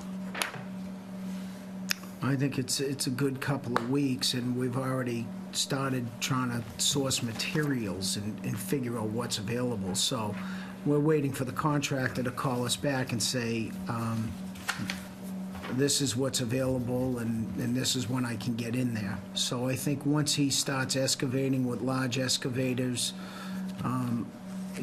site trucks, he should be able to move along with the pipe. Our biggest concern is the connection. We have to cast in place a connection at the existing culvert, right? The existing sluiceway. So we don't have all the information on that yet, because we just got the box in place today. We've got to clean everything up. We were going to have do a little bit of vector excavating, minimally invasive, suck out what we need to clean up and understand and measure that, and then figure out what we can fit in there for a structure to. So that's the most critical piece. The pipe itself, I think laying the pipe, once you start rolling in 20-foot lengths, it's about 8-9 sticks on each side, so, and you're laying them two at once, so that's quick. It's that cast in place structure, so that'll take, probably. You're talking about the proposed new Vault 1 structure? Yeah, this Those one. can run concurrently. You could lay the first two sticks in, Right. and while the rest of it's going on up towards the pond, you could still then be forming, Right. digging out and forming while the rest of the work is going. So they Right. can run together. Right. Two separate trades, really. Right. So we're trying to garner a little bit more information on that piece. I think that's the critical path, is that vault, because I don't think we have time to cast it in place. Depending on the angles, we've got to get those angles down, and I've got to understand that a little bit better and detail it. And then we'll come together and try to make a decision on exactly how we're going to put that piece of it together and fuse the new pipes with the old pipe. I mean, that confluence structure, closure pour, whatever the hell you want to call it, I mean, it's going to see a lot of flow through it. So, I mean, even concrete strength, even with a high early, you're not moving flow through there for at least 7 days after it's poured, at the earliest. Right, absolutely. Probably longer than that, or it'll just scour out, especially at this time of year. So we've got to talk with the contractor and work specifically with him, because we, depending on temperatures, other things, we're going to have to tent it and heat it, and, all of the issues with winter construction. That's our critical path, that piece. So, the pipe, if we were just laying in the pipe and we could just, put a couple elbows on and bang out, that would be easy. That piece is going to dictate how long it takes, and we're trying to get some information from the contractor now. Sounds unlikely that you'd get that, what you're showing on the plan right now. It sounds like it's unlikely you'd get that done within the 30 days allowed by the emergency certification. Thus, the need for the filing.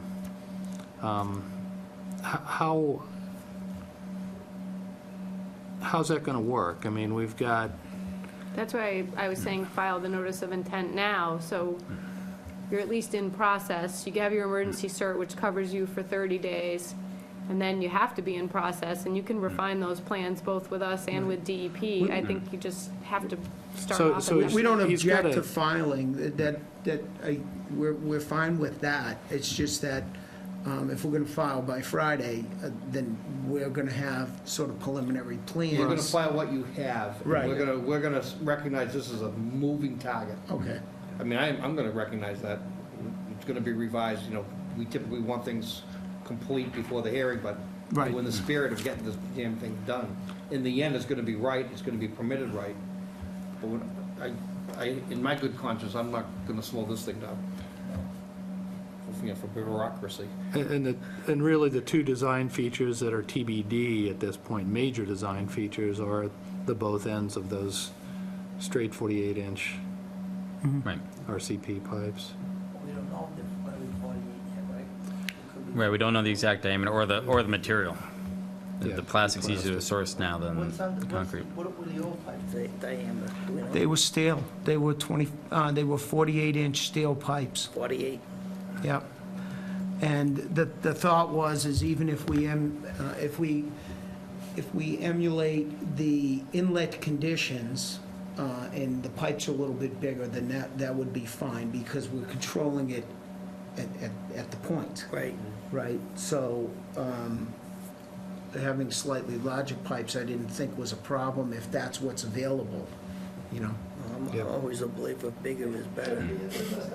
Size matters. Right. Well, you don't want to drain down, I mean, there's going to be a Yeah, control structure, so you that's- can. They need cl- The close pipe size, it. I think as long as all be the headwork. As long as they've got control. But as long initially, as it's they going to have mean control of the something, sizes, right? they can Because oversize, you're not going to yes. be able to control, so you're going to have to set them someplace where you're not going to drain the thing down.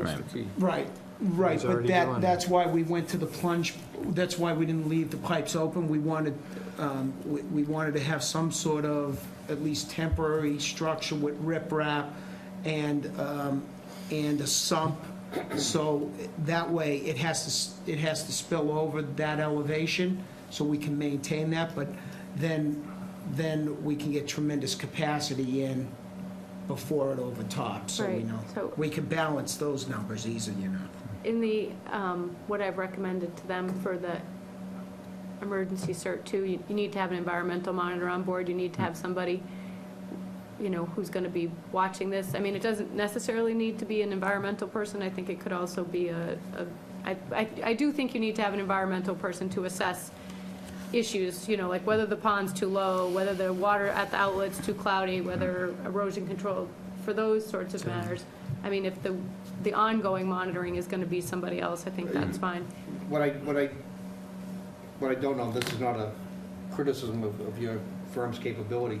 I don't know how big you are, how small you are, how capable your firm is, but the reality is your focus needs to be on getting the design and getting the repair done. And if monitoring the environment is just a distraction from doing the ultimate goal, then you need to hire someone else. Right. You can And there's bring going to have to be wetland restoration because they're working in resource area, so you're going to need somebody to do that as well. That can go on the NOI. What's that? That can be done with. Yeah, oh no, I'm not saying that's something that needs to be addressed right this second, but they need an environmental person, because one of the biggest issues when I went out there was, to kind of cut off the noise, because there's digging everywhere. It's like, where does the erosion control need to be? What are the impacts? What needs to be remediated, if anything? And those are the things we need somebody looking at regularly, because I'm not going to be out there 24/7, and, to monitor the pumping and the environmental aspects of it, because that's really our job. The engineering is something we're going to review, but not. Yeah, I What think we it's need our to be intent to concerned about. expand the team, right? So we Right. get an emergency start designing that. We have the other civil guys on site. We have Julie Von Drack, who's the monitor from the last project. So I think we could pull together some resources. Fortunately, we've done a lot of work on these buildings over the years. We have a lot of people familiar with the site. Because we're all standing out there, and I'm like, we need turbidity curtains, Right. at the outlet, and everyone's like, what's a turbidity curtain? He's saying my Dave- building's caving in. Yeah. Right, but That's in now. But That's you've in. got in the special conditions in the emergency cert that an environmental monitor needs to be on site for this work, so that's, right, looks like you've got us that's why I was covered. trying to tell them what other things I thought were necessary. Obviously, I think the point of this is to determine the scope of the project allowed under the emergency cert and the time frame. All right, so we have the issue, well, we already Whoa, know. whoa, we stopped at Jack. I don't think we went Oh, in. I'm sorry. Yeah, still. I'm gonna go quick. I don't want to keep you here all night. First of all, I am in favor of the suggestion that you run your emergency cert and run an NOI simultaneously, and that it's a dynamic process, and I agree with that idea. Let you work, but file an NOI and reasonably tell us what you're doing. Just for my own edification, do you have any idea what caused the failure? Age. It seems like the pipes essentially rusted out from 100 years, they- corroded, yeah. and there may have been, since we think the rain event in October triggered something that either, from time to time, things get through those, over the dam and into the pipes when there's flash flooding.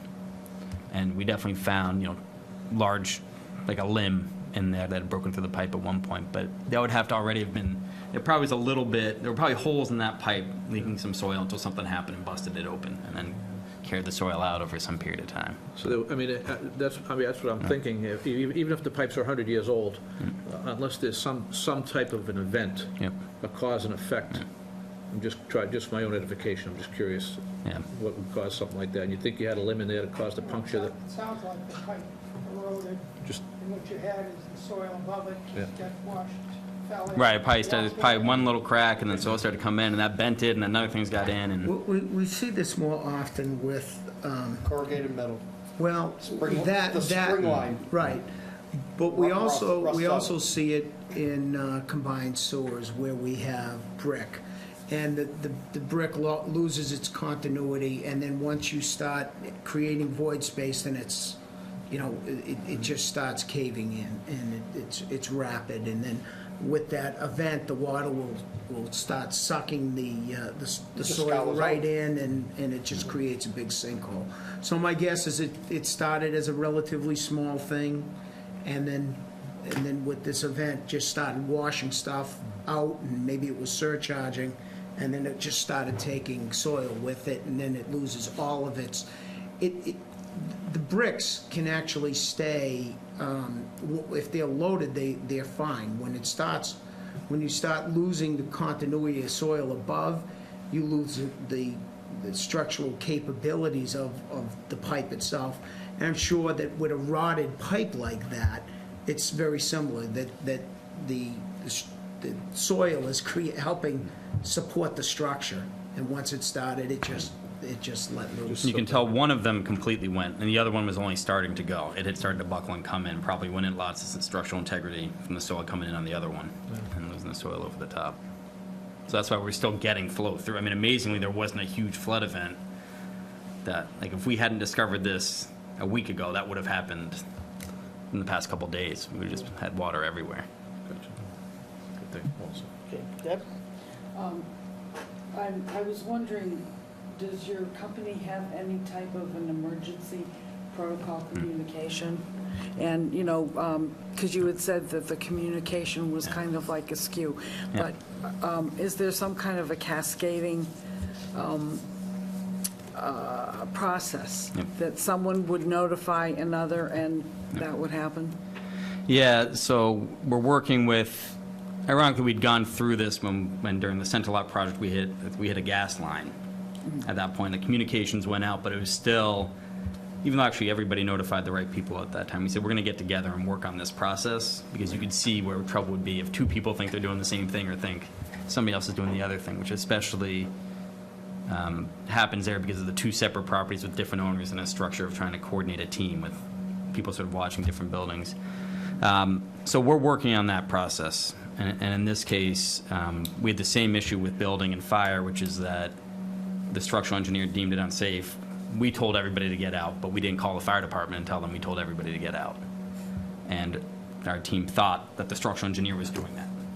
So there was some communication. There were almost too many people involved saying, oh, no, I talked to him, he's going to do that. You just worry about getting people out right now.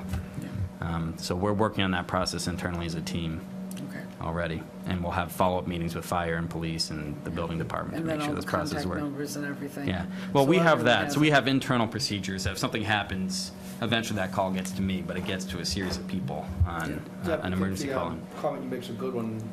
We do it all in emergency planning all the time, whether it's a snowstorm or a tornado that comes through, whatever. We always have an after-action briefing and lessons learned and to prevent it the next time around. So I think internally, we have the same issue. They have this stuff on their own property management end, but at some point, when the building inspector's involved, or the fire department's involved, or whatever, there's got to be a protocol that it gets out to the all departments who at least can say, I had nothing to do with that. So I don't know at what point Jen was not appropriately called in. I was the only person called in, which I guess is sort of the thing. Scary. Well, DPW, I shouldn't say that. And DPW informed me, I said I already knew, but I didn't know, and then they were the kind of the ones. So I think But you on told our them about it end, Monday morning from the... I think the town has that handled.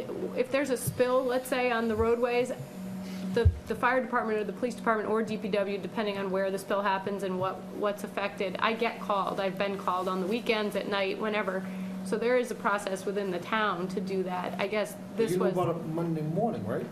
I knew about it Thursday and Friday to some extent, but it was when they broke the water line over the weekend that DPW informed me bright and early on Monday morning that there was more going on out there than I knew about.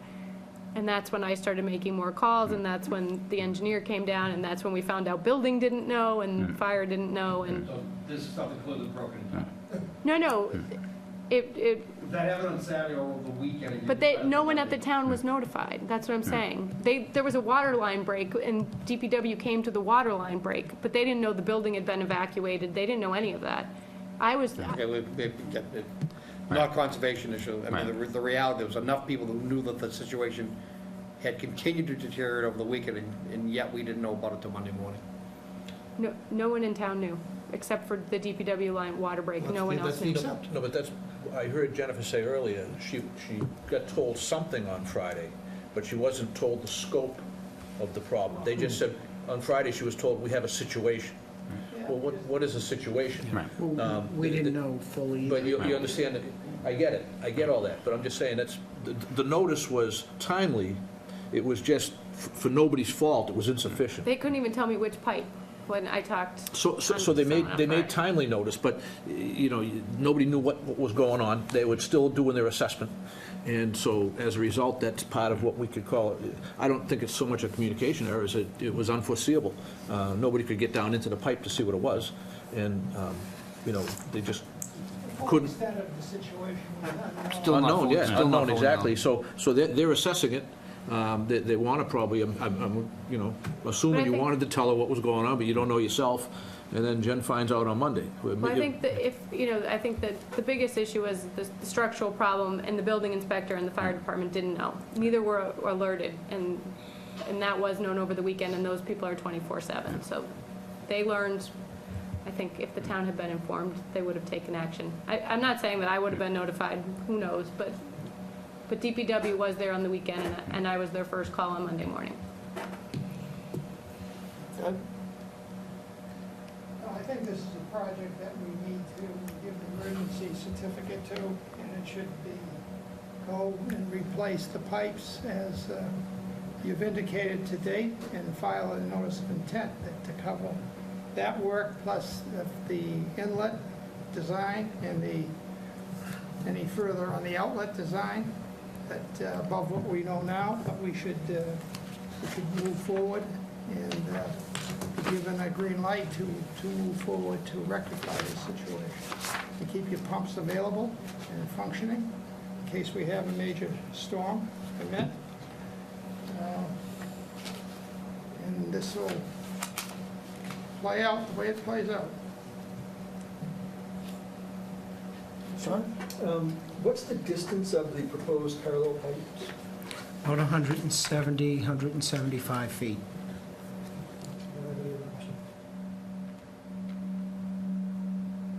What's that?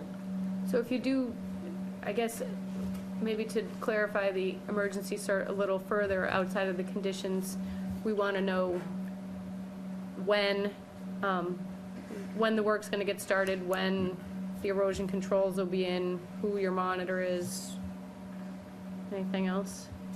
Just get start filing as soon as practicable. Just a general sequence. Get. So Pretty much construction outlined, which way you sequence. just outlined today, but you'll sequence it out pretty quick. Outline for us. One other question, did you say the anticipated depth of the pipes, about 15 feet?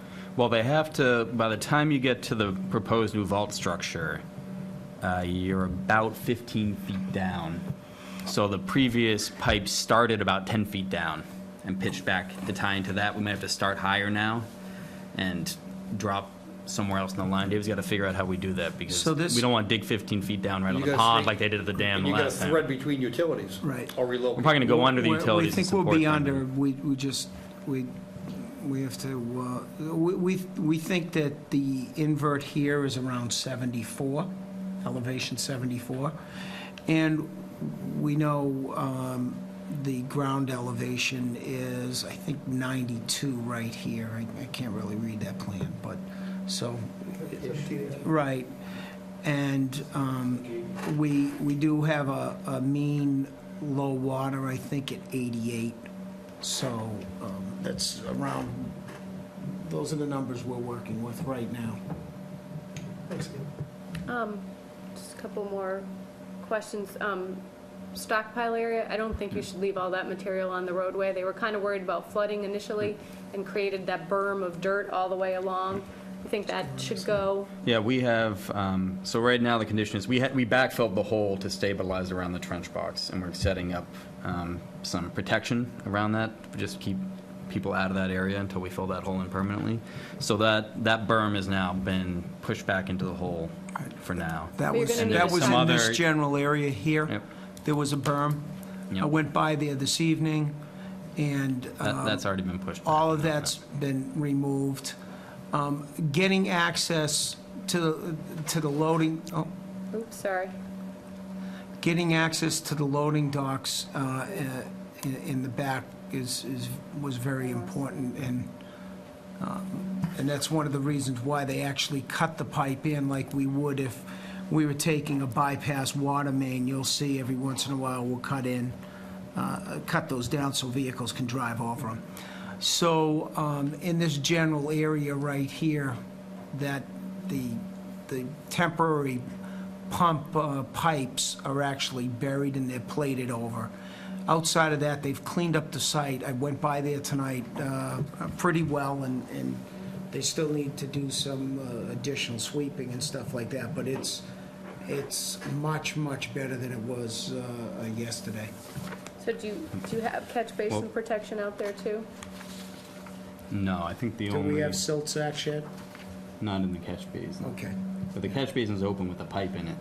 right Oh, now. this catch, yeah, but Yeah. there's, No, there's that's other this catch catch basin. basin, but there's a catch basin, I think, like right there. Yeah. So what we need to do is anywhere that there is, Well, and I should Throw some salt say, sacks in. some of that soil they took out of there, I told them to stockpile over on the West Mill where we've been So this is- stockpiling for the this other is with the project. time, do a perimeter protection, not silt sacks, because they're just gonna, all the silt's gonna hang in them. Right. You're gonna freeze Yeah. up at Right, night, block they'll up, become. oh, you mean perimeter around the Yeah. catch basin Silt sacks in the itself? wintertime Yeah. don't work. We, so hay bales with stone around them typically.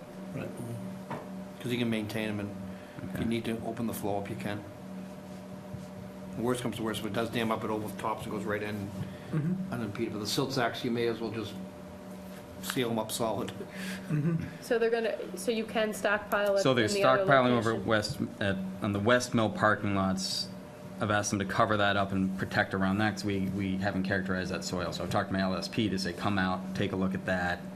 So it'll be covered and So stockpiled it'll in be the... covered and then protected around. They have an area that already has erosion controls installed, where they were stockpiling from the West Mill project, and then you'll cover it. So I'll put that in the emergency cert as well.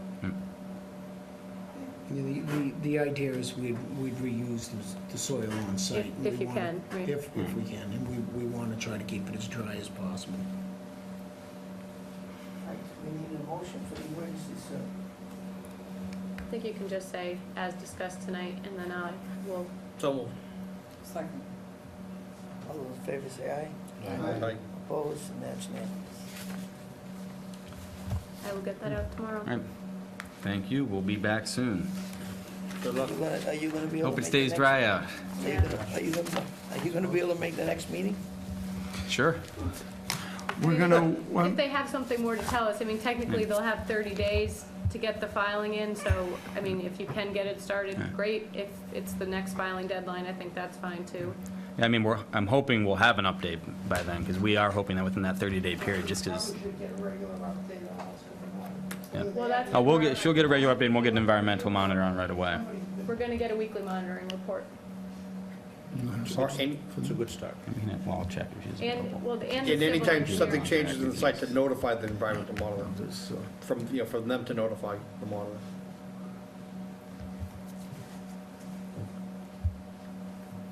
Okay. Thank you. Thank you. Thanks a lot. Good luck, guys.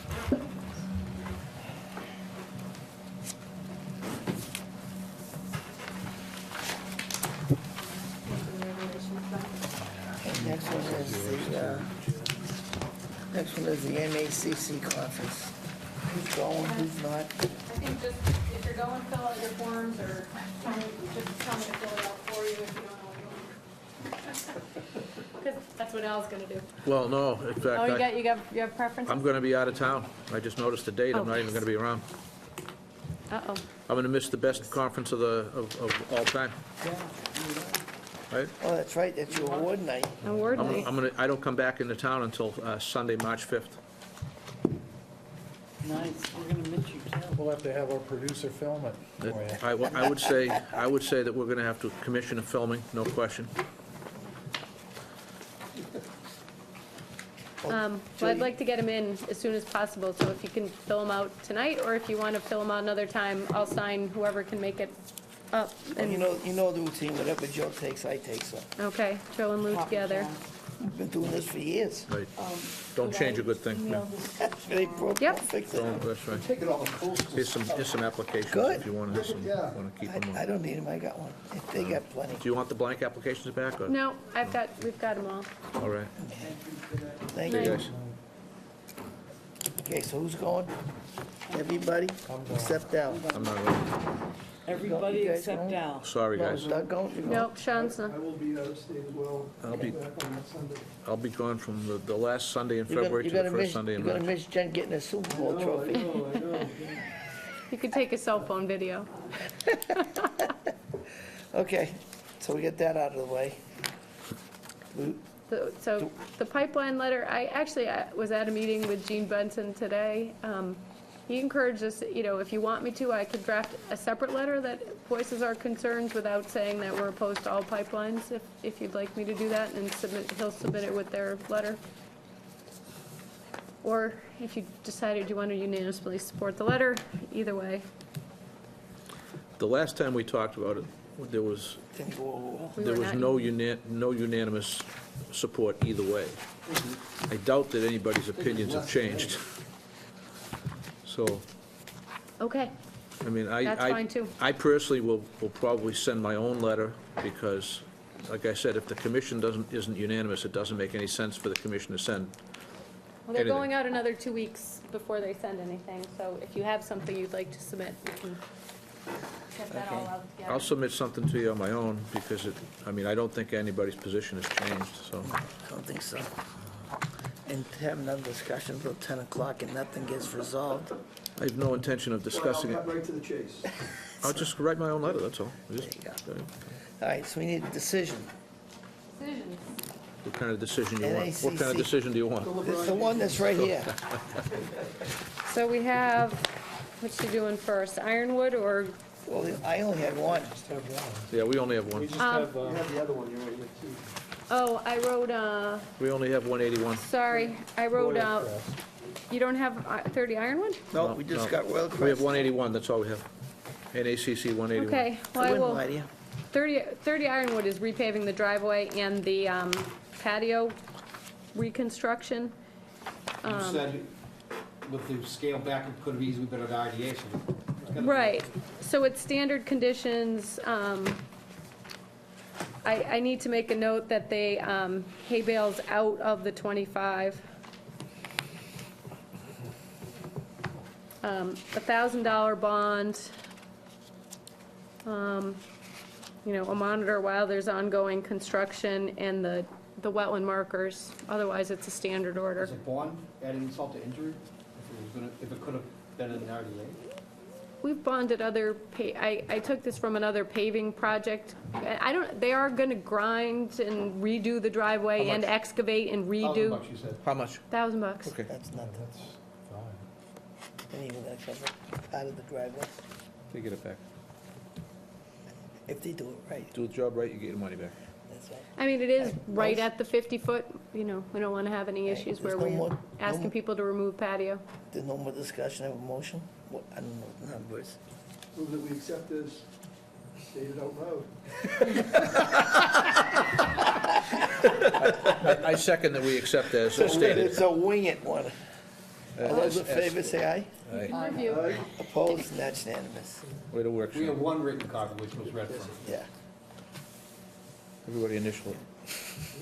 that's right, we gotta sign it. Oh, you gotta sign that, we got one. So 181, I mean, they're basically the same orders. 181 is taken almost exactly from every other Royal Crest waterproofing project that was out there. I did have to call Ken because some of the things were not actually in his description, like, all of these include them doing new precast concrete stairs, the no-cap downspouts. I've highlighted the outstanding orders of conditions, which Ken ran through, none of which have to be closed out right this second. They all seem to have things that are outstanding, and he's going to have to do. The delineation was approved under an ORAD. They do have a 25-foot and a 50-foot setback, even though most of them are within developed areas. On the others, we required the $1,000 bond. They do trench silt fence and hay bales, monitoring. There are some stormwater management conditions, some of which refer to the order covering all stormwater management, on which the stormwater management plan was approved.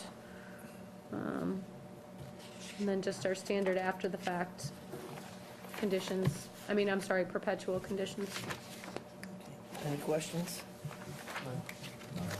Motion? Move that we accept as draft. There you go. All those in favor say aye. Opposed? And that's unanimous. And motion to adjourn. Second. All those in favor say aye. Aye. Opposed? And that's unanimous.